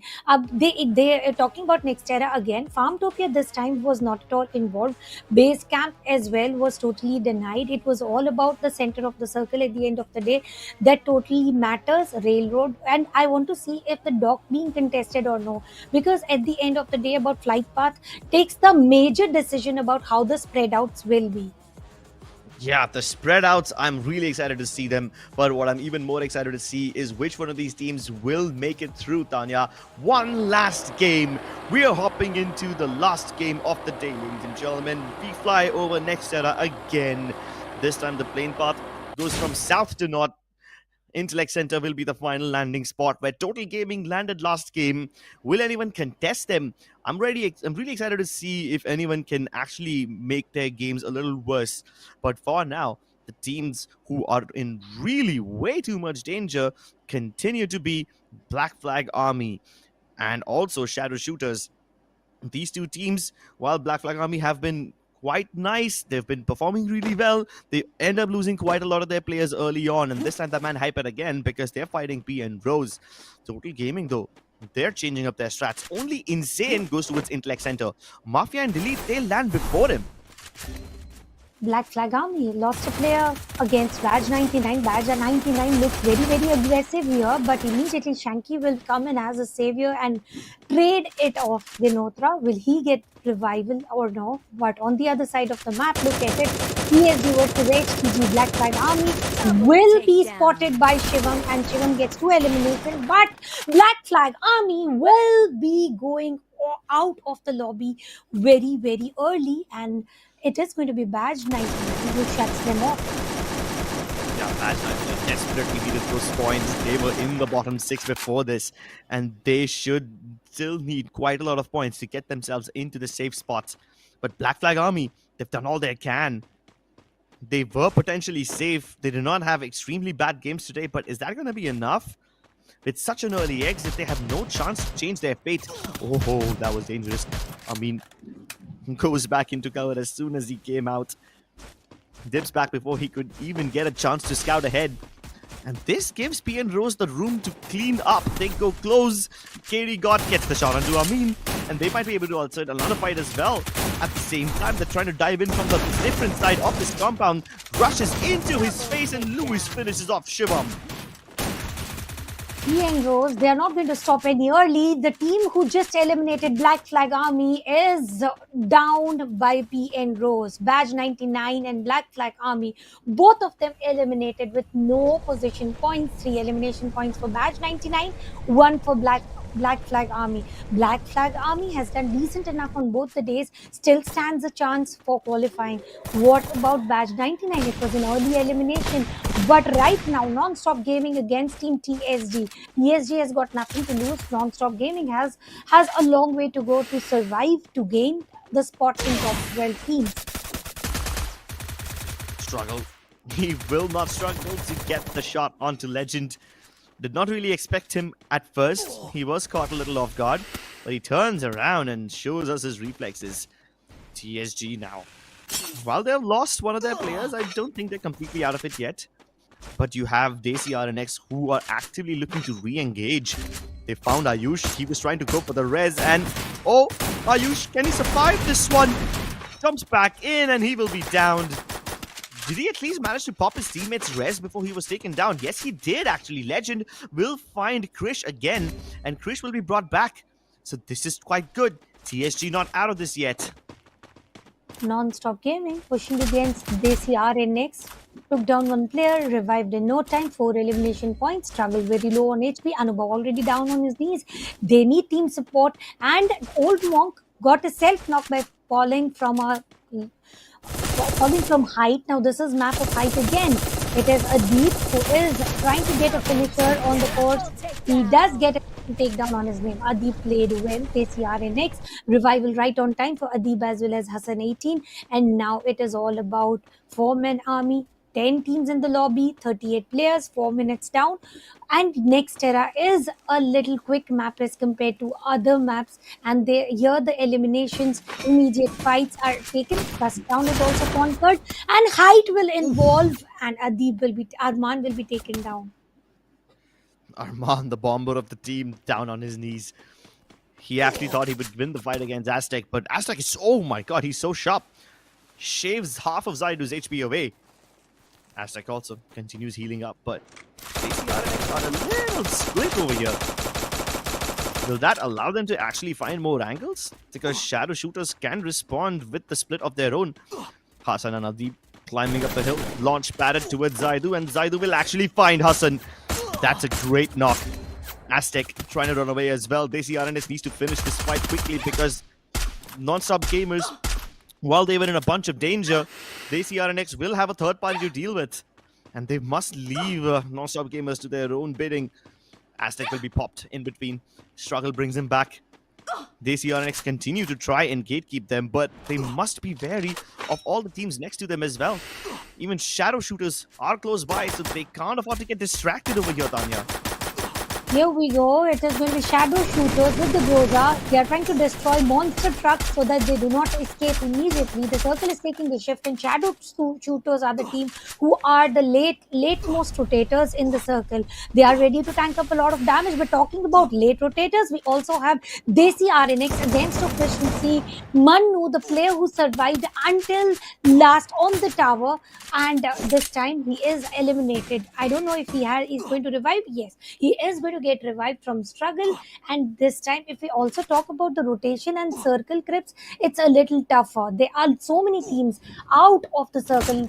To start off with non-stop gaming, shadow shooters, Desi RNX, HTG, K99 just on the edge, Total Gaming also out in the circle, Total Gaming as well as Team Elite. They are very close to each other, and we can expect some fight there. Oh, he scuffs the launch pad. Arman takes it. Hassan going at it again. They go across the bridge. They don't land on top. They actually move below them. And shadow shooters will have a better angle. But that knock was insane. Shibu's been picked up. He shouldn't have been knocked down in the first place. So this will buy Desi RNX a bit of time to get away. And look at shadow shooters. They were staying outside the circle for so long just to ruin Desi RNX's game. But Desi RNX still get away. And now shadow shooters will have to find a way inside the zone again. I hope that they don't get gate-kept by the CRNX on their way in. They're still quite fast, so I don't think they can play Skyesports right now. But the circle has moved quite far away from them. This is a massive hard shift all the way down towards the southwest. So many teams will be left outside the zone. They better start moving now. On the grounds of Turbine, it is Total Gaming versus Team Elite. Total Gaming has nothing to lose, and Team Elite loses the opportunity to qualify. This time, Team Total Gaming is trying to make sure to delete the existence of Team Elite so that they should not be able to qualify. And this is all fair in competition. And there's also Zone, who is giving a lot of damage. And Delete down. Mafia eliminated already. Mafia will be revived. Zap is also eliminated. And what happens? 8 eliminations right now. It's not of importance to just pick up fight against Team Total Gaming. What is of importance for Team Elite is just go out of sight, survive no matter what if you want to qualify. And Team Elite is realizing that what is of exact importance due to which from the Turbine in the center. But are they aware there's a team called E&O's in the mix? And here we go. No matter if they deny or no, Team Total Gaming is trying to outplay each and every other opponent on their side. Total Gaming, they're going the long way around, so this might just work for them. Delete still holds some place inside the zone. He's cleared out grab labs for his team, so Total Gaming can continue rotating inside, but they must be completely aware about Team Elite chasing them. Mafia Bala jumps into the water, and Pahadi will be easily able to hunt that little fishy. Well, the table turned pretty quickly. It was other way around. The person to drive the vehicle was supposedly to have a disadvantage there, but somehow Team Elite, 9 eliminations, surviving as a squad. Circle has taken its shift. So many teams outside the circle, but it is PVS who is struggling hard. Koiko left in the open. He will survive. Blue All Melters are being thrown by Team TSG. 4 eliminations, all 4 coming in from the side of Krish, and now they are trying to cross, and this is risky coming in from Legend, but they are the risk takers. We already know they believe in the more the risk, the more the rewards, and this is exactly why they're pushing in. Krish successfully knocks down Yogi, and Nancy, realizing the threat, using the launch pad, moving out, not picking fight. Yeah, Nancy got taken down mid-air there. That was so unfortunate. He always faces such a situation. Nancy does make it, but he lost so many of his teammates. Windsmoke on top. Bringing forth that Sanji spirit, bringing forth the One Piece spirit to the lobby. Taking plenty of shots at TSG. But TSG should be fine given the compound that they're in. They don't even need to move across the houses. Plenty of fire returned. Plenty of damage taken. Hopefully that will force their high ground foes to respect them. And TSG, they've acquired a decent compound in this lobby. Take a look at that. They've got the northern compound for themselves. Daisy RNX now hold the high ground over here on top of the globe, but Total Gaming will be eliminated. That's an unfortunate exit for them. Daisy RNX have angles onto Car 98. They're on top of the Horizon building. They keep their players alive. Nice. Gun utilize. They don't give away the points. Brave Labs again. It's going to be Car 98, height advantage. I do love the exact map that has been created. It's so urban, it's so sci-fi, and it's beautiful altogether. Whoever the architect is, he is very beautiful to design the map of Nexterra. Again, PVS, 2 players. They're holding on with no eliminations on their name, but Non-Stop Gaming eliminates Team Two Side Gamers. And this was, I don't think, except for Krish, anybody had elimination points. But it's all safe for Team Two Side Gamers, nothing to lose. But Shadow Shooters finally moving out of their own shadow and trying to pick up fight against P and Rose. Lewis being low on HP, Zedu as well. Zedu will be taking down AJOP and Bache fighting against P and Rose. And I believe Bache, the last man standing, how long will he stand? It is a 1v2 situation and the fight of shotguns where Bache will find enough time to revive his teammate. Oh no, but he pays for it with his own life. He brings AJOP back, but he loses his own life and AJOP returns the favor. Both these brothers keeping themselves safe, surrounding themselves in a bunch of glue walls, using that snow armor, using double glue walls to get out of that room. Meanwhile, on the high ground building, on the Horizon building, you've got Car 98. They've been here for a while, and they've got so many angles. P and Rose finally exterminated, and Shadow Shooters will be able to keep themselves safe. Meanwhile, Car 98 will be forced to relinquish the high ground, forced to get on towards the bridge of the first floor. All the glue wall melters have been deployed, and Vince can't dip back in cover. Triple firing squad as Farhan, Battle, and Pratik return fire onto HTG, pushed them away from the bridge. This will give them some space to advance further, and they're using their own glue wall melters as well, hoping to pick up this fight against HTG, who are using the cover of the staircase as well. Mafia dashes across, hoping to get the angle, but he can't find anything. His enemies are actually leaving. They're going all the way around, and PBS have dipped back to the high ground, while HTG continue to hold the first floor. Badal takes to the skies. The moment he goes down, Aviv comes up, and now Swastik was caught alone. Oh, the timing is just so perfect. This RNX have fallen victim to their own decisions. There's a lot of fall damage happening, self-knocks happening. Sure, the height has its own advantage, but this sort of height and elevation also has a lot of disadvantage. We did spot 2 players getting knocked off with height. Team Elite again coming to the action against PVS. Rethi was knocked down. Will he be revived? Non-Stop Gaming, after eliminating 2 squads, they are in the center of the circle, with this bus being the only cover for them. Team Elite has yet to make an entry within the circle using the water routes. It's a risky route, but the only route that is left up and open, there's no other way they can make an entry, and Mokria will making sure to take down Pahari. Pahari should be revived in no time, but again and again it is going to burn out the resources, and K98 still holding the tallest of building within the area. Yeah, but Team Elite have invited the wrath of so many teams. K98 shooting at them, HTG have eyes on them. The only team who is not taking pot shots at them is Non-Stop Gaming. Then that's also because they are quite safe, so they don't want to give it up yet. while non-stop gamers are enjoying this little brief moment where nobody's paying attention to them, Team Elite, despite having two teams shoot at them, are surprisingly keeping themselves alive behind that monster truck. The monster truck will blow up, basically turning this into some permanent cover. This actually works out for them. Team Elite, is it enough to get qualified? 5 teams, 15 players, a breather for everyone, 10-second breather and counting on the reverse. And the circle will take a shift, and we exactly know about how the pushes are going to be. Team Elite has no way that they can enter, and if they are able to do so, it's only by going Mr. India mode on.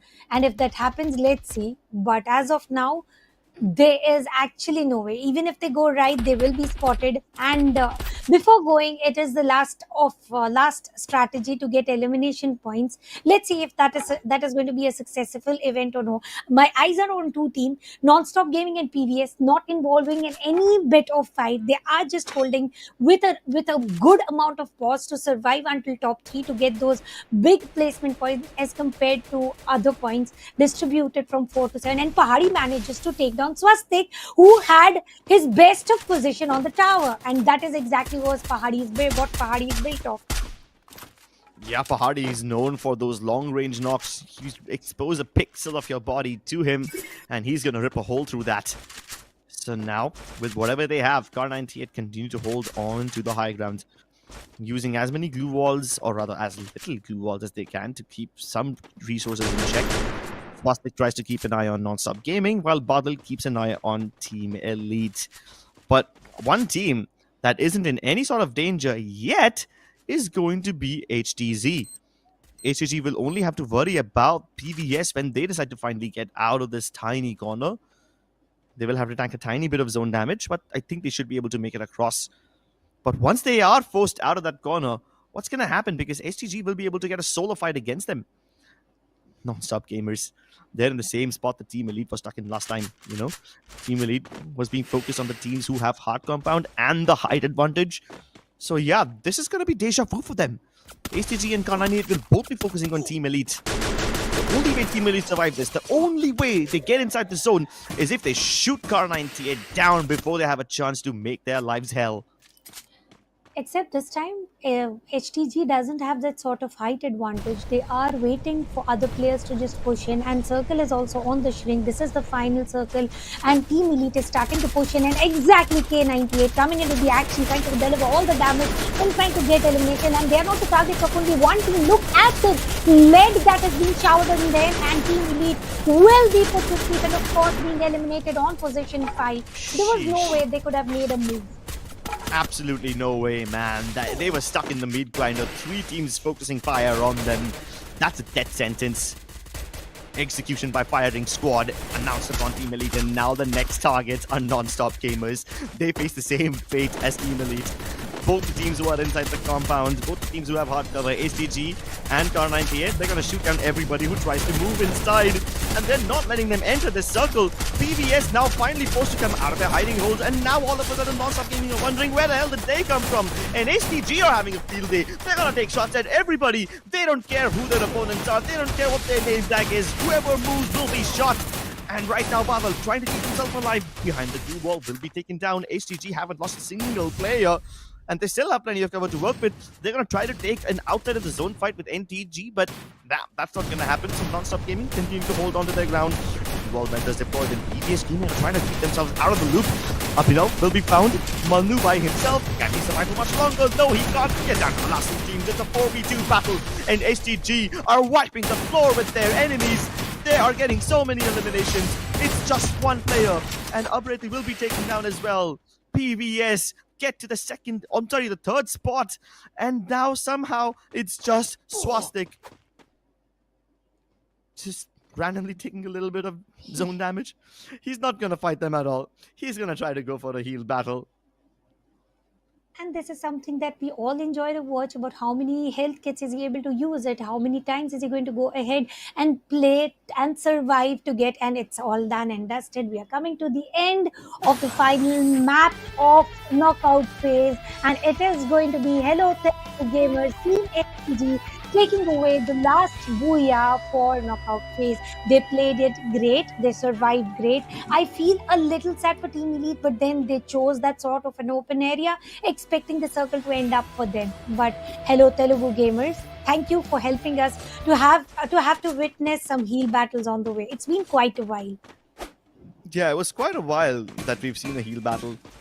And once HTG realized that, yeah, they're not going to face any of their opponents, you see how they just drop their kits to everyone else. Just Lawyer stays inside the zone. And the other players, they try to go outside and find the last guy, but they're not able to do so. And yeah, in the end, Lawyer just with all possible health kits, med kits. He was being even healed by his teammate who used the heal gun to keep him alive for as long as possible. So yeah, ACG, when they realized that the last thing is going to come down to a heal battle, they sent two of their players to find the last player. But I like that strategy from Car98 Gaming. Swastik stays on top while one of their players jumps down and tries to grab as many finishes as possible. They tried to take both the position points and the elimination points. And it was a good strategy, and Nexterra is turning into my personal favorite maps to cast alongside Kalahari, and I believe all the players as well are enjoying the way they are trying to reposition again, going towards the upper grounds, falling, and it's also Monster Truck. They're just calling in for the cover, the only cover that they can get, but we'll again enjoy the moments of Nexterra for the final map of the day of knockout phase for Skyesports Pro League FFM Max. Yeah, this is going to be quite an interesting game to look at once you step into the highlights. I do believe that P and Rose had a lot of potential, man. They got plenty of finishes, but every single time when the second last circle pops around, they are somehow in between three teams and they are not able to make it past that. So that's why they haven't really been able to get a top 5 placement. But Non-Stop Gaming, I would love to take a look at them. They were outside the zone for quite some time. They took pot shots at P and Rose. And even towards the end, they were facing the same fate as Team Elite. You know, they had to cross over towards the center building, towards the horizon building. And yeah, they faced the same fate as Team Elite. But P and Rose, before they were eventually taken down, a massive brawl between them and Shadow Shooters took place. And that was quite an interesting battle to witness. Sure it was, Team HTG. They lost a few players, again revived Monster Truck, the only cover for them, and Non-Stop Gaming tried to deliver as much of damage as possible, and also they earned a team wipe out with disadvantage of lower grounds. Coming towards Team Elite, well, there were 3 teams attacking them. There was no way they could have made a single inch ahead, but Mr. Jay made sure to go a little ahead, but then Throwables are also involved here, there, everywhere. Team HTG on the lower ground were able to decimate the last team which was remaining, and then came the final circle, obviously heel battle after way too long. First on the map of Bermuda bridge and under near to the water routes. Second time it was in the officials in the grounds of Refinery, and now here on the map of Nexterra, Mokria being the MVP, 2 eliminations, 3 assists, 2-1-2-0 damage points.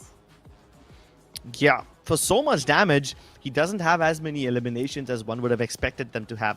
But that's what happens when you try to play it safe. That's what happens when you try to play for position points more. STG, they were really safe, and the only teams who they could shoot at for Team Elite and Non-Stop Gaming towards the end, and that too because those 2 teams were forced to leave their cover before anyone else. But because they share the same compound with Car98, even Car98 gets away with a lot of those finish points. So that's why these guys, even though they win the Booyah, they don't have that many numbers to boast about. 3 eliminations from Pratik, then 2 from Mokria, 2 for Darshan as well, 1 from Lawyer. In total, they have 8 eliminations. Decent enough game. And with the Booyah combined, they get 20 points out of this one.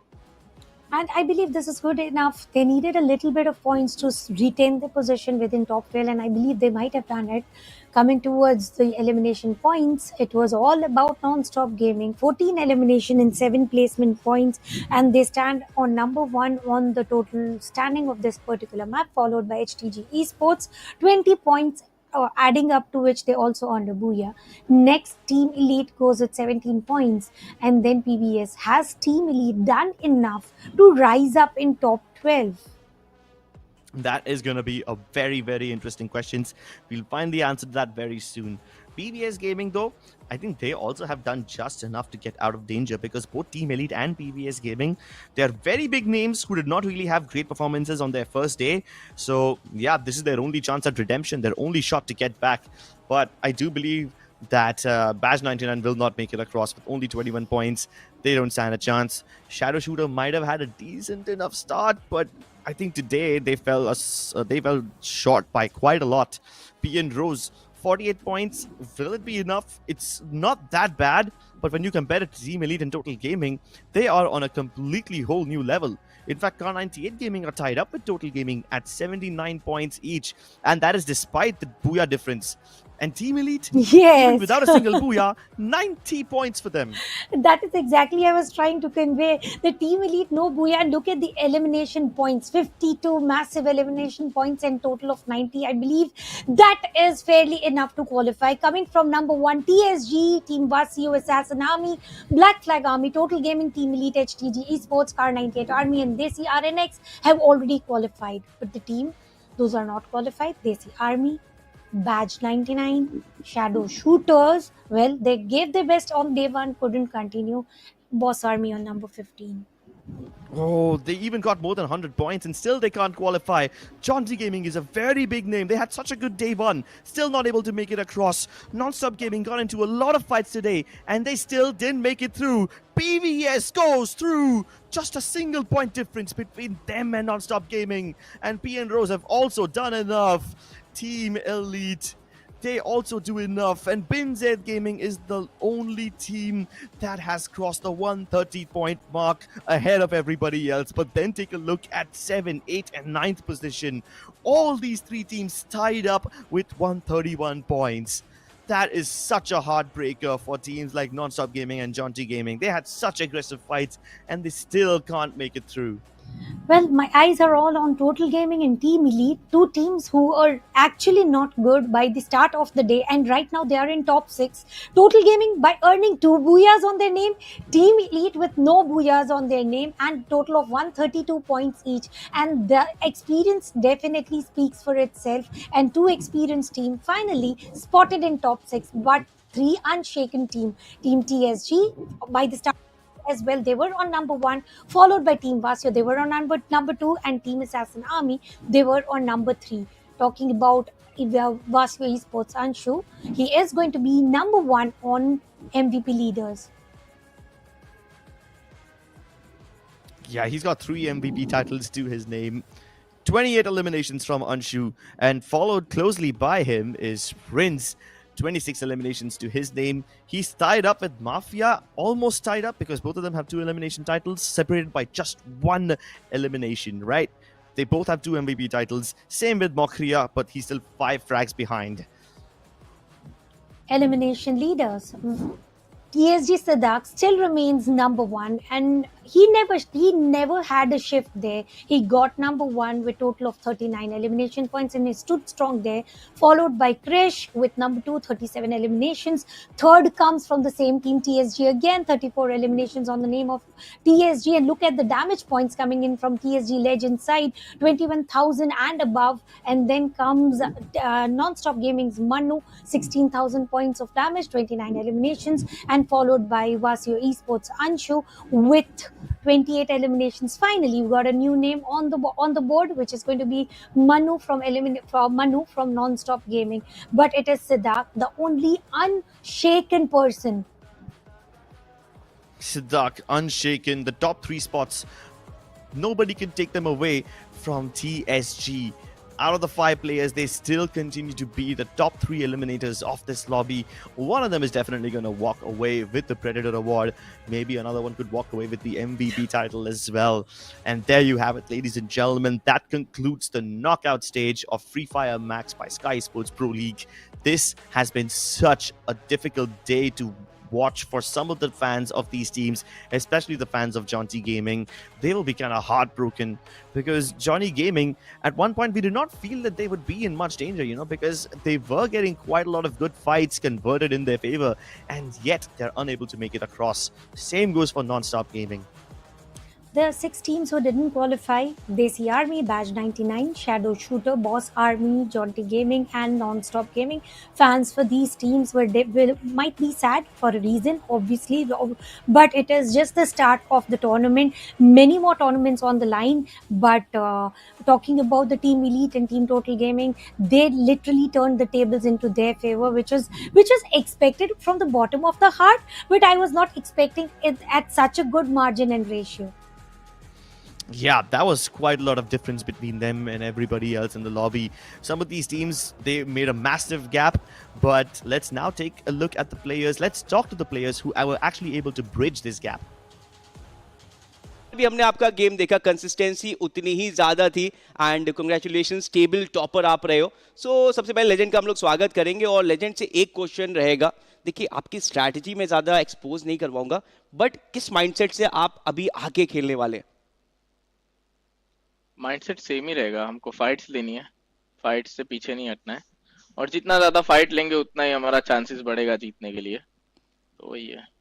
Well legend बाबू, अभी तक league stage पूरी तरीके से आपने dominate किया है. ना सिर्फ पॉइंट्स टेबल पे टेबल टॉप, एमवीपीज में भी आप और आपके प्लेयर्स ही छाए हुए हैं, और बाकी टीमें भी कहीं ना कहीं आपको टारगेट कर सकती है. नेवर माइंड, बट कहीं ना कहीं ये क्वेश्चन हमेशा बना रहता है कि टीएसजी क्या फाइनल में भी यही परफॉर्मेंस ओवरकम कर पाएगी? विद ड्यू रिस्पेक्ट, फाइनल में भी वही अभी ऐसे ही उतरेंगे, क्योंकि वैसे हमारा लीग स्टेजेस उतना अच्छा नहीं जाते, बट इस बार अच्छा गया, तो सारे बंदे कॉन्फिडेंस में हैं, अच्छा कॉन्फिडेंट है सारी पूरी स्क्वाड. तो सेम करेंगे, पॉइंट रश में भी वही दिखाएंगे और फाइनल में भी. कोई एक ऐसी टीम, ये सवाल बहुत पूछा जाता है, कोई एक ऐसी टीम जो लगता है कि आपके प्रथम कॉम्पिटिटर है? टीम तो भाई सभी है मेरे हिसाब से, बट थोड़ा वासियो स्पोर्ट्स और टीम इलीट, ये दोनों अच्छा टक्कर देगी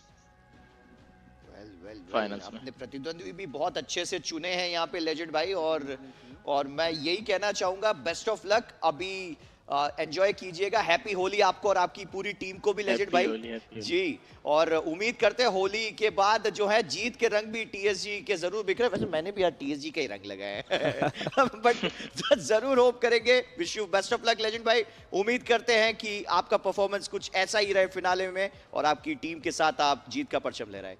कुडोस. ओके, तो गाइस, ये थे TSG. Yeah, that was quite interesting, wasn't it? TSG, I like the fact that he revealed information that league stages generally don't go well for him. But if TSG is this dominant in just the league stage, I can't even imagine how dominant they will be in the finals. They are firing on all cylinders. Well, they were shaky today as compared to day one. I mean, they were due to day one. Today we are able to spot them in top 3 in elimination leaders and MVP titles. Today there was no booyah on their name. Sure, they were getting some eliminations. They had some good maps where they were able to survive for until top 3, top 5. Sometimes also got early elimination, but it was all about day one. Now they have to make sure league stages. Usually he spoke it for himself, and it is a fact where they haven't done good for the initial stages, but I hope the momentum that they have created in the league stages, they are able to put down towards knockout stage as well, because over there is nothing to lose. It's all about win-win. Yeah, they were looking to create a win-win situation for themselves, and every team will look to get an advantage. Up next, we're going to be going to the next phase of the tournament, which will result in an advantage for all the teams if they perform well than that day, and they will do better in grand finals. So ladies and gentlemen, make sure that you tune in at the same time and the same place day after tomorrow. For now, goodbye and have a very happy Holi. Then I guess I know that I'm feeling the fire. I can see nothing in our way when we're catching on fire. When we're both here taking the day, are you ready for fire? Cause it seems we're on the same flame, and I feel this heat in the space. Then oh, I guess I know that I'm feeling the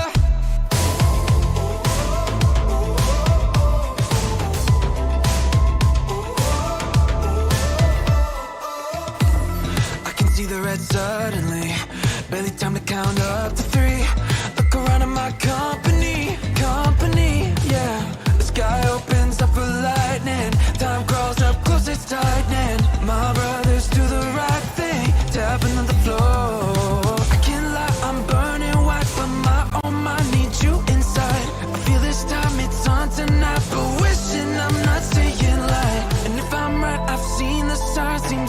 There's no more lonely nights, no. Then I guess to know that I'm feeling the fire. I can see nothing in our way when I'm catching on fire. When we're both here together today, are you ready for fire? Cause it seems we're on the same flame, and I feel this heat in the space. Then oh, I guess I know that I'm feeling the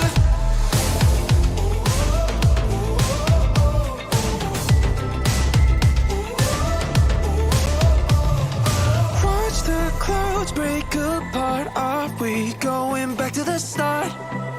Going back to the start, yeah.